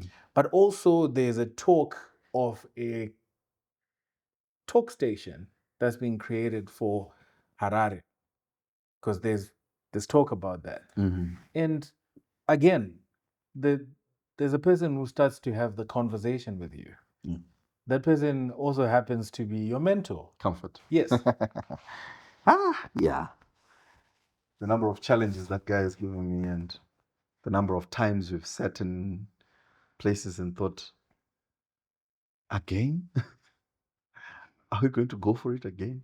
So at that time, again, like I said, he's my mentor. So, and I'm having a really, like, I had a tough time transitioning into becoming program manager.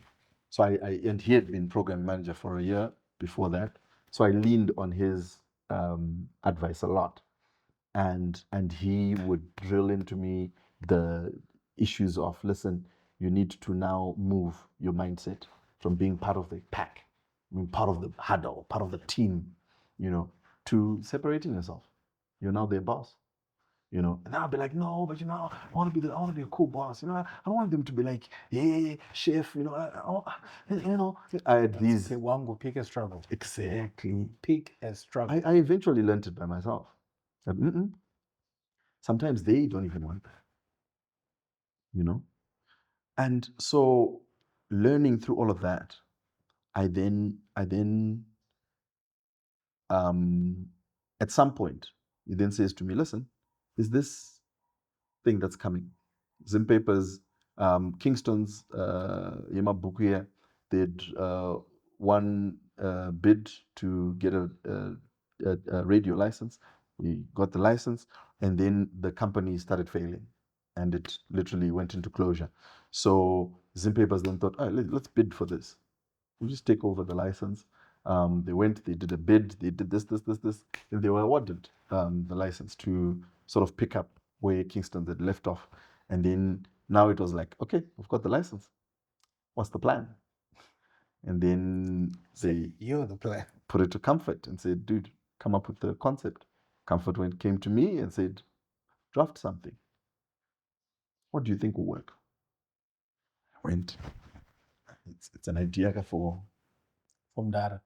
For another station. For another station. Yeah, because at that time, there was Diamond FM, there was Nyami Nyami FM. These were licenses that were already there at Zim Papers. And the plans for those two stations were already sort of in place, and they were already finding station managers for them, doing recruitment and training. For the Harare station, so I'm just drafting because I know they're going to find someone else to go do that. Same common animal ideas. So now Zim Papers win the bid to take over this radio station. They take over the license. And then now that we've got a license, they put it to the radio people. They say to Comfort, please come up with something of how we're going to handle this radio license to become a radio station. And then Comfort throws it to me to say, dude, give us a concept. Let's figure out what we can do with this license. So I go to work, craft something, try and figure out. Actually, it didn't come from nowhere. I think even from Comfort's perspective, we had a bit of a discussion, and he was talking about how Star FM in the beginning was supposed to be a talk station, Zim Papers Talk Radio, and maybe back then in 2012 or 2011 when they were crafting it, maybe it was premature because people just needed an alternative. They just needed a new radio station. But now, this is 2015 and 2016. Yes, 2016. Correct. And people have many radio stations now. Now we need niche. Now we need to be thinking about how can it be really unique. So now we thought, okay, let's bring back the talk aspect. So we did this proposal. We had to do a comparative analysis with different countries. We had to do market analysis for Zimbabwe to see the trends and figure out the gaps in the market, which areas need to be served that are not being served by the stations that are doing, pop culture type of content.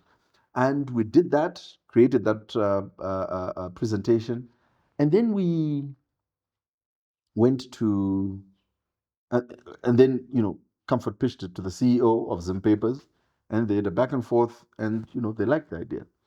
And then the CEO said, okay, Comfort, come and present it to the board. CEO being PD. CEO being Pikirai Deketek, yeah. PD says, come and present it to the board of Zim Papers. We go to so Comfort is like, I know, come along. I'm like, oh, okay, cool. I'm going to meet the board for the first time. Again, remember, these are places where I'm not supposed to be. These are high places. I'm like, I'm just a guy. For just to give for perspective, Zim Papers is such a massive. It's a huge organization. It's a huge organization. It's a listed entity. It's in the top 10 biggest companies in Zim at the time, and it's like the biggest integrated media house, because Zim Papers has got print, it's got radio, it had just started TV at that time, and it's got a lot of interest on the print side. So they were doing the full print media and electronic media, and all the other media houses were sort of trying to start dabbling, but not at the level Zim Papers. But not at the level that Zim Papers was running it. So now to be on the board of Zim Papers is a big deal, even to this day. You don't so you pitch the thing. So I get to the board of directors, and we're in the meeting, and they're doing other things, and then they call us in. Oh, we get to the radio part. They call us in. Get in there, and the CEO has to pitch his story. It's the first time I've actually seen that dynamic where the CEO is actually subservient to other people. I realized, the board is this. This issue is like this deep. So the CEO is like, they're like, chair, nyaya yedu yakamira yakadai, so ndaunza nekuradio kuti vataure nyaya yavo zvakanaka. Comfort then gets the mic. Tabva kuredhiyo, tine maprograms edu akamira so, tine Diamond FM, tine Nyam FM, but tine imwe one nyowani, ndaakupira kuna Napoleon akudze ndechi. What do you mean? He says to me, Comfort, Napoleon, go for it. Go for it. And he's dramatic like that. He does it in a more fierce, right. This is your opportunity. But he clearly saw something from the onset that you didn't see. I didn't see it for a long time. He calls me recently, actually, very recently, and he says to me, do you now get it? So yeah, I get it. I get it, bro. Yeah, I get it. I get it. Thanks, OG. Thanks, Mhandire. Thanks, Mhandire. Yeah, so I have to stand up, man up. You pitch this thing. And pitch. Some opportunities don't come twice. Grab it. You say gamba. Stand there and do what you're supposed to do. And the board loves this. The board love it. And I remember Pastor Trevor Mananga was on the board at that time. A great preacher from Tare. He was on the board. He says, ever since I joined this board, this is the best presentation I've seen in this place. Oof. I know Bishop Mananga. You know Bishop Mananga? Yeah, I know Bishop Mananga. Yeah. I'm like, huh? But also not fun there. But something happens in 2016 after that presentation. You become employee number 1. Again, it's another one. After the board thing happens, the board has approved it. I go back to work. So my victory is, presentation, I go back to work. I'm doing my thing, Star FM, programming manager, we're doing our thing. And then I'm told by Comfort, CEO, let's go. We go to the CEO's office. They'd already conspired. And then he says to me, say, for us to start the station, CEO, so who will be in charge of it? He says, this guy. I like how they have that conversation like they don't know. Like they haven't planned it. Like they haven't planned it. It's like this guy, again, I'm ambushed, again. Something like, no, I'm not yet there. I've only been programming manager for less than a year. Dude, I just got here. I just got here. I'm only getting the hang of this job. Now, so it was tough. It was going back to the missus and saying, wow. Again. And yeah, I became the founding station manager for Capitalk 100.4 FM. We pretty much put the station together. Oh, we had to, from scratch, from designing the logo to figuring out the technical aspects of, okay, we need this transmitter and this, Hunting talent. and then buying the first laptop, as an organization to say, okay, ngatisei laptop apa chinenge chauya icho saka ndo chinoenda kutransmitter bo ngatimbotesti tione zvicharira here. And then you play on the laptop and then you go into your car and then you tune into 100.4. Like, Chikurira. So 26 September was the first time we had our signal going out, 26 September 2016. And I remember there was a buzz around that time, like, yo, there's this station that's coming. It's just playing music for now. Exactly. And they're playing good music. Yeah. Yeah, So they're playing... We started to, at that time we already had the full template of what we wanted to do. So we knew it was going to be a station for the grown, for more serious content, a lot more talk, analysis of issues. It was talk radio, a lot of news, current affairs, interviews, even the type of people that we needed on there. We needed very well read zvekudaro vatori nechikoro chacho to back it up. How it is in radio. Generally, it's about talent. It's about talent, but it's about vibes. It's about journalism. I remember Ola Seven was speaking about it the other time. Kuti nini chikoro ndakatozoenda ndatokudito. Ndakatanga kutodaiso kutanga tobaranza mukomana atone qualifications. While he was in it, but when he joined, angangoro mugenga ane vibes, ane tukumazasi, baranza mazasi. And kudos to him for leveling up and upgrading himself. And that's what a lot of people have had to do. But when it comes to talk radio now, you can't risk it. It's very journalistic at its core. Yeah, it's journalism. Yeah, it's journalistic at its core. Exactly. Yeah. So all that whole template was already in existence, and now we had to go through the motions of creating we started off. We were given a house, Zimpepers at a house in Chisipiti. And said, this is your starting point, do something. Got into one of the bedrooms in the house. Knocked down the walls. Broadcast, you're testing signal. But sungirira manya nimva vati pashashit kumba dzilemisa curtain. We didn't have curtains. We didn't have enough curtains in our own home to put up a curtain. To get a requisition to buy curtains, imba yamchazo renovate. So there are no corporate offices that have curtains like that. Unless you took a skill. I mean, ka style. So we takasungirira shit per window, whatever. But I don't want training. After taking auditions, we were getting ahead of us. So we did auditions. You did them in 2016. 2016. Selected a group of people who were. But before you move over to auditions and eventually the station starting, I know the pain of starting something so massive and so huge like that. We know the pain, the sacrifice.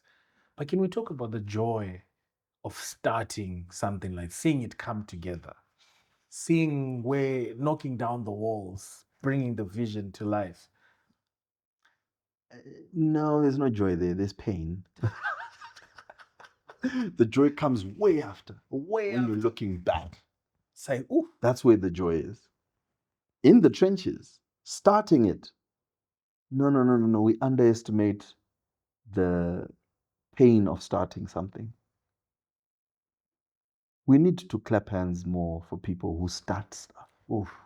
Whether it then eventually succeeds or not, but you started.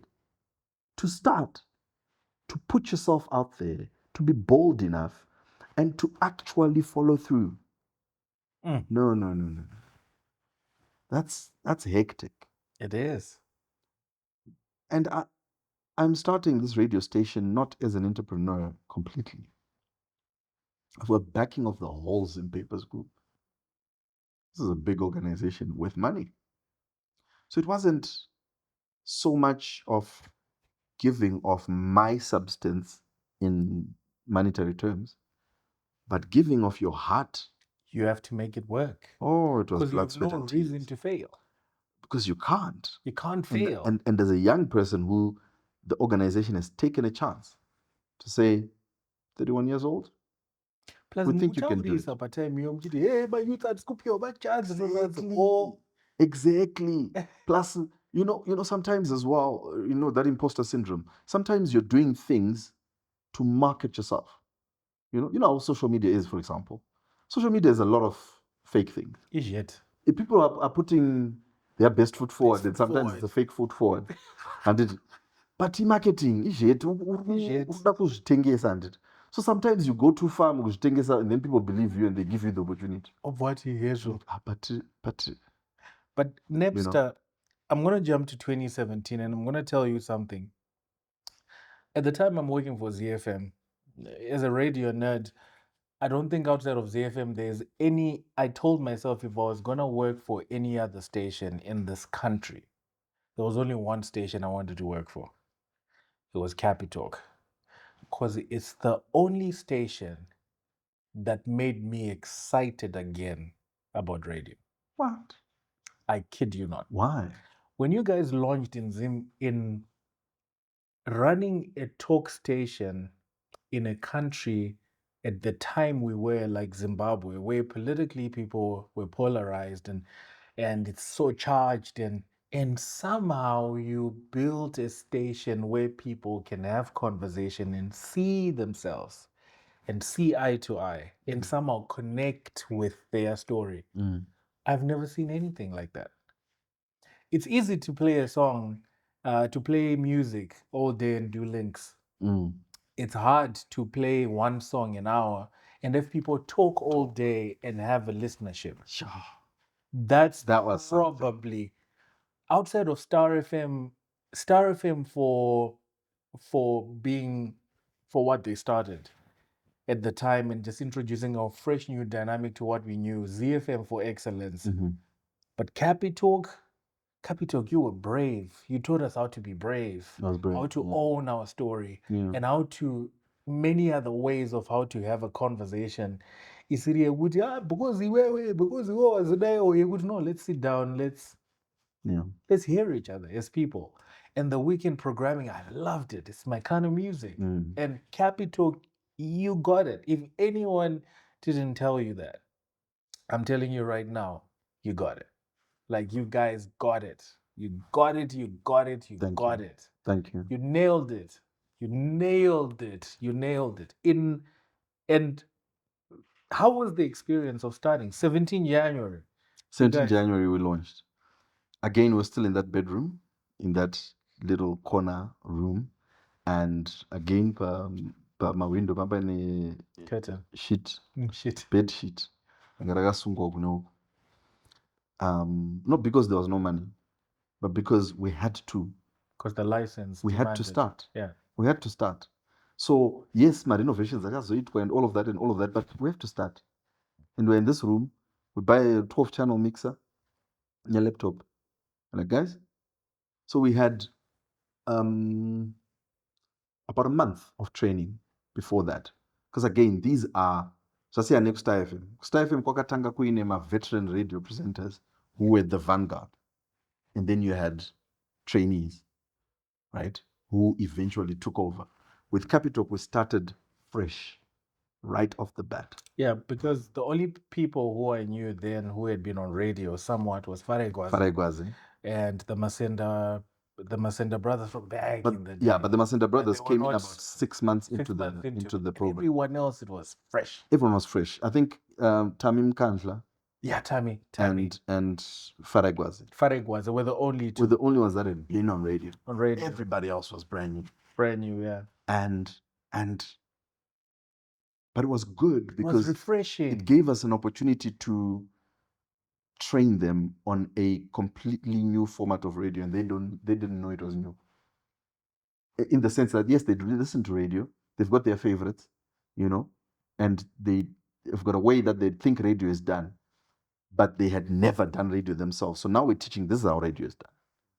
And literally, you must come with volumes of production and papers, and you have to research and you have to script your whole show, the whole 4-hour show.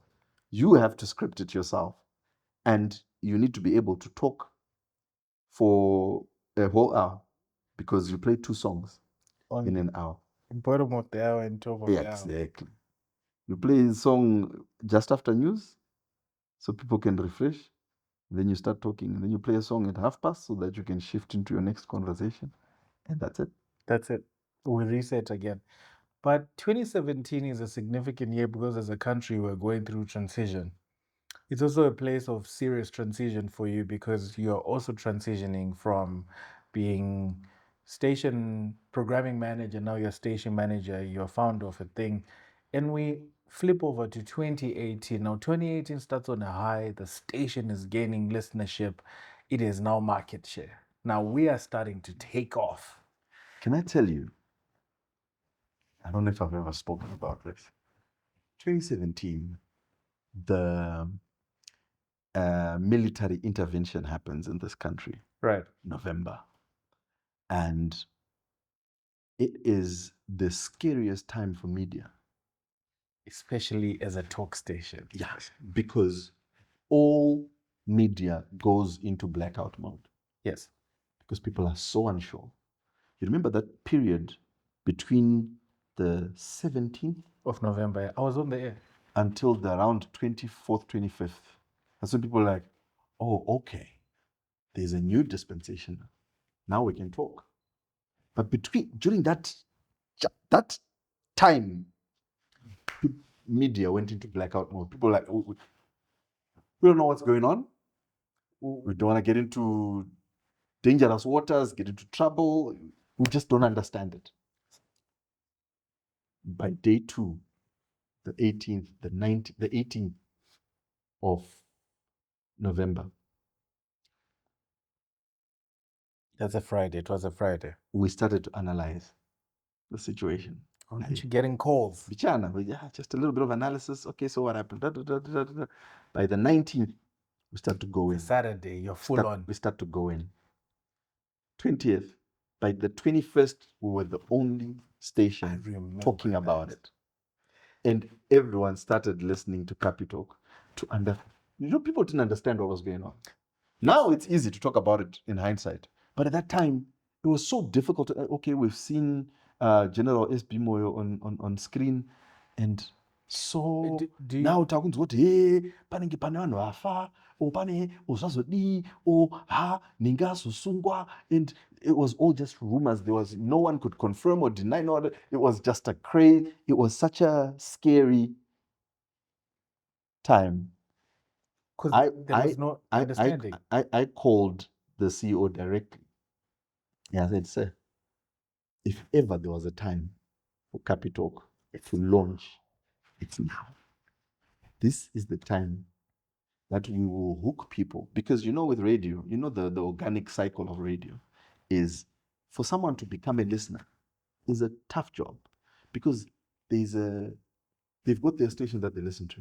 And then one day they'll get into their car. They'll get into their car and then someone plays a boring song. They change the dial. And then it lands on this thing and like, oh, what is this? Oh, okay. Then they go back to their thing. Then another day, the cycle takes about a year of someone bumping into it. And then before you know it, they find something that they like, or they see something on a billboard. And eventually they start to say, okay, I am tuning into this station because I like it. So we're like, this will give us this time here.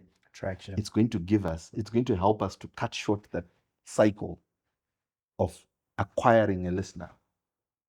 Let's do it now. He's like, are you sure? I'm like, yes. And then I stayed at the station for about 4 days. Without going home. I would go home to change. And come to monitor everything. Come back. Because we had to. So I was there. I was in studio. So those five days or so, I kid you not, we gained no less than 500,000 listeners. And I believe you.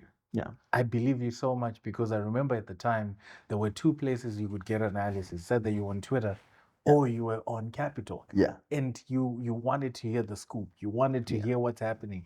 You wanted to hear analysis, new voices explaining, political analysts, everything. All our seriousness radio station started there. Because by the time the new president was inaugurated, we were being invited to cover. Before that, we were a non-entity. We're there covering. We're now doing live coverage. We're doing analysis. December, people are listening to the station. January comes, we are. January, February, March, everything you're flying high, man. The station is making sense. I'm sure at the time you're almost like a rock star superhero in the corridors of management and Zim papers. Because the dream is being realized, right? Yeah. We're getting there. We're starting to realize all of this. Yeah. But man, it all crashes. Yeah. I heard about it, and it was a rumor. Napoleon has been let go. Nah. No way. No way. What do you mean? They're winning. What do you mean he was let go? By who? What did he do? I didn't get an answer. So please get me, what did you do, Napoleon? You know, the funniest thing is, elections were 31 July, if I'm not mistaken. And I was let go September. So this was about 2 months after election. And we had just turned over our first profit in June. So we had a profit in June and July and August. Since we had started in 2017. So this was a year and a half of grinding. And finally, for context sake, it doesn't take a year is a short time for a radio station to realize profit. Yeah. Like you start to get to break even 2.5, somewhere there. That's when. And then profits after 3 years. Yeah. Yeah. Pretty much. That's the cycle. So yeah. But it's also mainly because of this election programming. Because we had the analysis. Napoleon, what happened? Oh, sorry. What happened? Sorry. Okay, so there were two things that happened during that season. We were bold, and we used to go into places where people don't go. So August 1. Remember, there was 31 July. Elections happened. Yes. 1 August, one of the politicians got on media and said, we have won. Now they're trying to steal the election. But you know, Pamtemo, there's 7 days of counting until, there's an allowance for 7 days of counting until announcement. So the next day, us, I think Mabalo's going to command send. Because it's the next day after elections. And then that sparked a lot of protests. Because, you know, people are charged. It's just after an election. So when that is said, people get onto the streets and say, Mauda to be the election, you know. Right? And things start happening in Harare CBD. And my team was trained. Immediately, people, boom! They were in the mix. They were in the action. Ask Panache, he'll tell you. He was our digital, he was a social media manager at that time. Right. So he was there. In the thick in of the things. tear gas. It was in the thick of things. So when things started to get out of hand, and so we're covering, and we're there live. That was the DNA of Capitalk. We're live in the midst of everything. It's true journalism. And then what starts to happen, though, what we hadn't anticipated or what we hadn't planned for properly, because Capitalk was a very live station. So constantly the phones would be open. Then someone called and went rogue. So now the calls that started to come were people saying, bo ngazvitwe izvozvo hatichada taneta, such rhetoric which sort of incites. You get it? And when things like that happen, there are broadcasting laws, and the Broadcasting Act directly states that as a station you cannot broadcast things that incite or promote or encourage violence, anarchy, or treasonous, things. And it was encouraging all three. The phone calls now. Yeah, they were encouraging all three. They went in there. You get it? So that was the first strike. We got into trouble. There was hearings around that. Some people were suspended for a bit, and it was sorted. But it was strike one. Strike two came about a month later. When, remember, then there was inquiries, and then there was the Mhandire Commission, and then there was all these things that then happened after August 1. And while that is happening, and things are settling down and things are still to be finalized, but the election is done, the winner has been announced. This was, I think, just before inauguration. And then one guest comes on radio and goes on a rampage. A rant almost. Yeah. So it was such a tricky thing because this guest had not been approved. The production had not been checked because the Capitalk was big on checks. You script your show, your script must be approved. You invite any guests, they must be approved. And we would analyze, what are you going to talk about? Should make a sense. What is the link? How does this guest link with your topic? It was a very academic station. So we used to go into those details. So on that day, the presenter didn't do all of those things. The person was not approved, the script was not approved, and it found its way on radio. And the guest went rogue. Baseless accusations. Oh, he went into accusations of murder, of mass this, and all sorts of things, right? And no matter who it was targeted at, again, tadzoka futi ku Broadcasting Services Act, tadzoka ku journalism ethics, tadzoka ku what is your station doing? You get it? So all the checks and balances that we put in place did not prepare us for that moment. You check. So this happens. I get a hectic phone call from the CEO. Listen to your station. I was at home, chilling, talk Dr. Chigedu Sapa. Chichi. Buddha Mbanjman. Get to the station because I now listened. That's what my we. Paru vurwa dende bajin. Pamiepo. Tried to call the producer, tried to call the presenter. I guess they were in the mix. Had to drive straight to the station, got into the studio. And by the time we stopped the program, a lot of damage had been done. And a lot of accusations had been thrown. And again, the journalism principle here of journalism ethics is you always give right of response. Right. And with a live show, you can't give right of response next week. Because the damage is already done. So if you're going to interview one person, we'll talk about that one person. If you're going to interview two people, I mean, if you in your interview you're going to talk or accuse another person, the person needs to have right of response. So that's what those are going to get about. But no, you can't just go in there and rant and accuse someone else without giving them equal and fair right of response.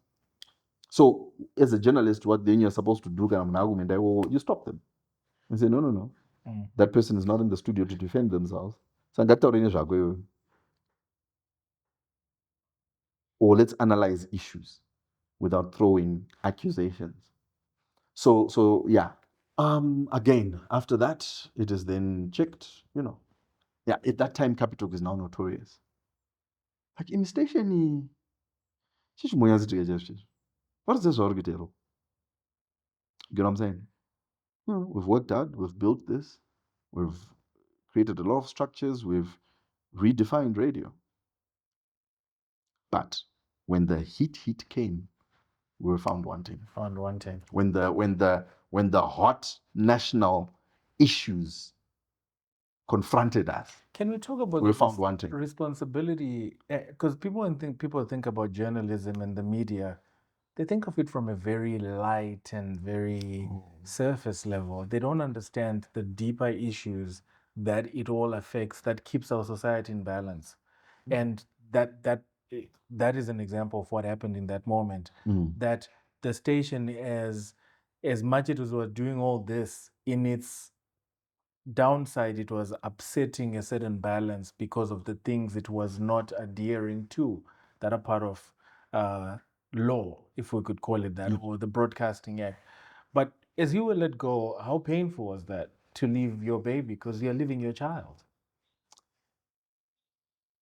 It was very painful. It was quite difficult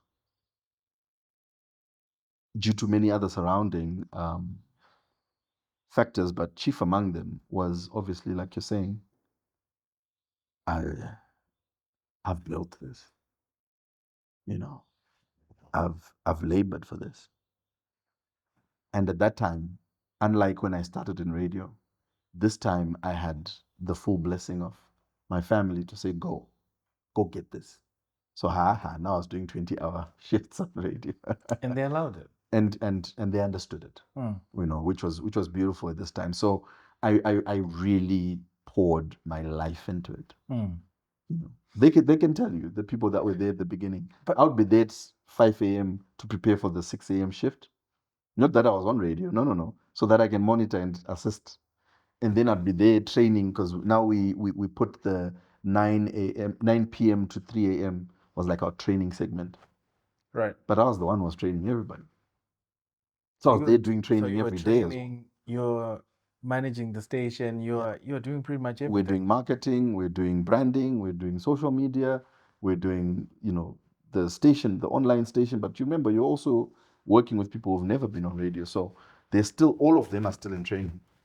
But then so it was just. I barely want to give you flowers for this. Capitalk, you guys led the movement of just the new wave of what digital media or digital integration would look like. Yeah. With Capitalk. Sure. With going fully video on certain programs. Like you could watch Capitalk as much as you could listen to it, which was a game changer at the time. Just dynamic digital coverage and a lot of that, which was unheard of at the time. Which was great because, again, my Turamari, remember I had volunteered at church just after uni. I graduated in 2007. And at that time, I decided to volunteer in the TV department. And that's how I ended up in C Media. So I had video production skills. And then, Dark Star FM 2014, I started to film my shows when I was on Friday Crossover. I started to film some of the interviews. So there's interviews from back then. I interviewed Ja Preza, Toki Vibes, Amara Brown, a number of people. And at that time, there were no podcasts. There were no. One of the first to do that. Exactly. There was none of that was happening. So by the time we then started Capitalk, I knew the power of watching radio shows, not listening to radio shows. It's a completely different market. There are a lot of people who do not stay in Zimbabwe who would want that information. And yes, they can live stream, but they can also watch it. Napoleon, I want us to go straight to 2019 because you didn't stay down for long.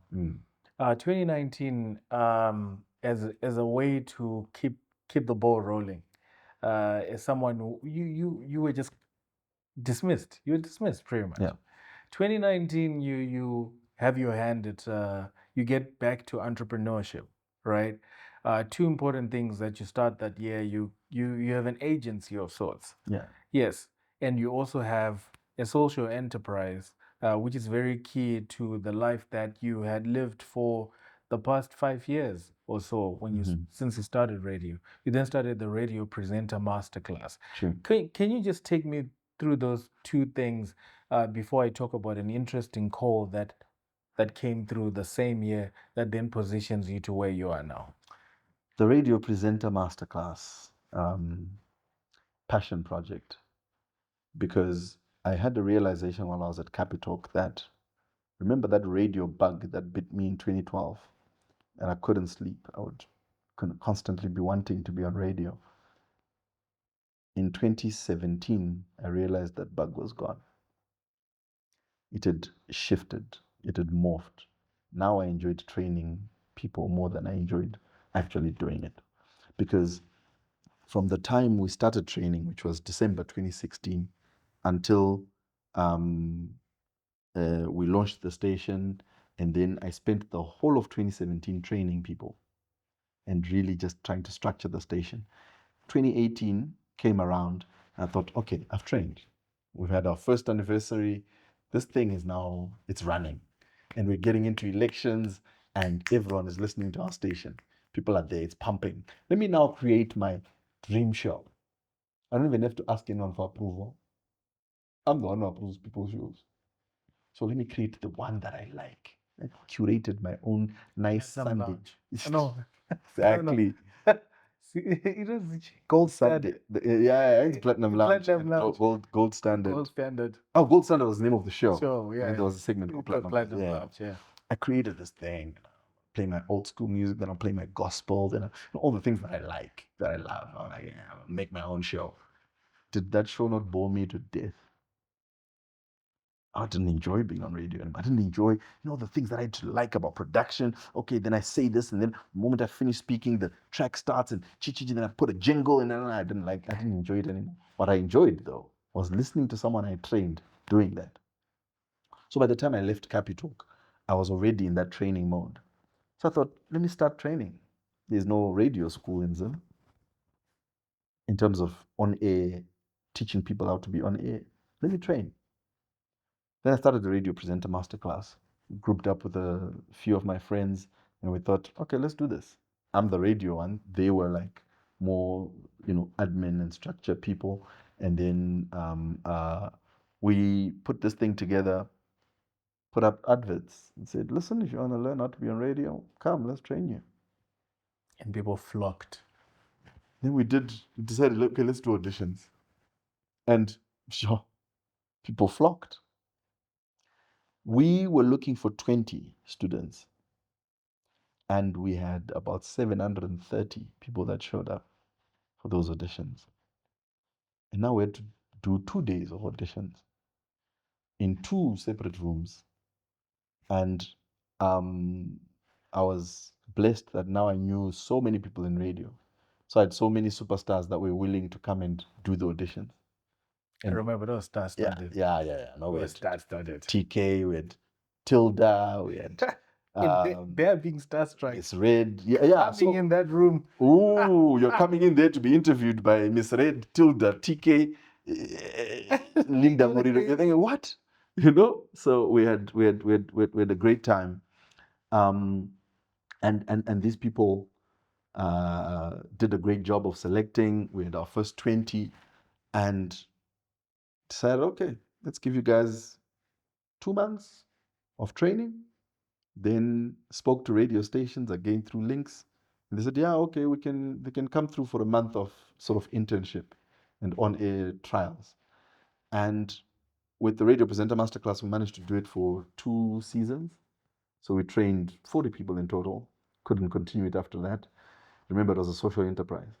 So at some point, it became so demanding. I had to choose and say, hey, school fees versus versus being a good guy. You get a call, an interesting call.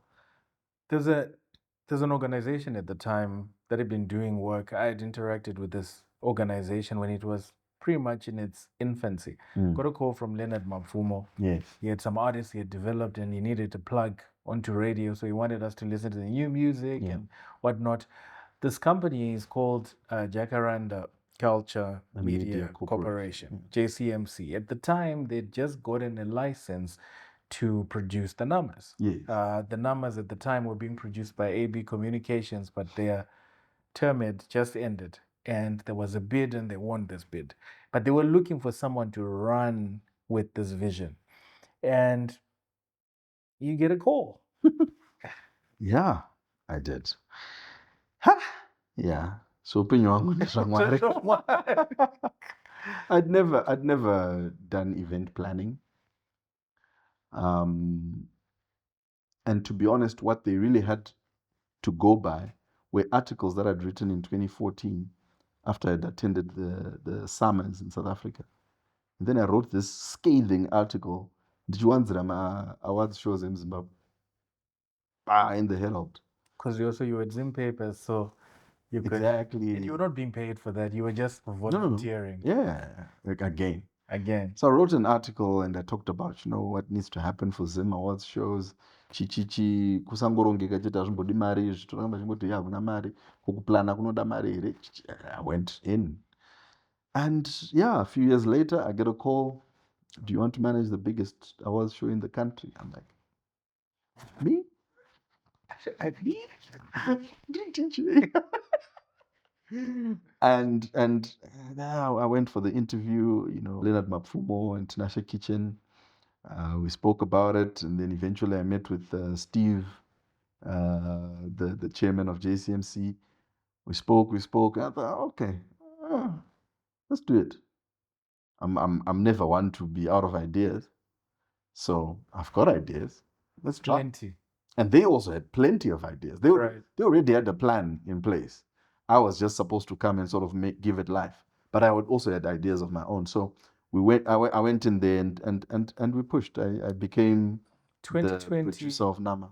2020, you become the producer of Nama, and you guys give Nama a facelift like never before. Now, as we conclude your decade, Napoleon, when you look back at the 10 years, sorry, how do you make up your decade? It was a beautiful decade. A lot of tough decisions, a lot of blessings, a lot of rewards, a lot of upheaval, a lot of pain, sweat. But I love the fact that it turned out the way it turned out. And I'm quite happy with the man I became after all those pressures, ups and downs, and going into the furnace and being perfected. There is no refinement that can happen without a furnace. Hakuna goridhe rinongobuda rinongobva muground ritongori purified gold. No. You have to go through it. So for the purification, not to say I'm there now, I'm still far from where I believe God wants to take me. But I'm not where I used to be. And I'm a much better man today because of the struggles, not in spite of the struggles. I had to go through the storm, not around the storm. So much as the Prince of Peace can come and quieten the storm for you, it's still important that you be in the storm. Sometimes he'll ask you to step out of the boat and walk through the storm. Sometimes you'll do well and walk. Other times you'll start to sink. Shiriko. Shiriko. We all have to go through and make our mistakes. And Napoleon, thank you so much for the past 10 years, but it was such a treat learning about nothing to lose, lots of pay cuts, and lots of storms, and eventually you coming out. Thank you so much for passing by, brother. Appreciate it. I wish you well. Appreciate it. And all the best in the next decade. Thank you, sir.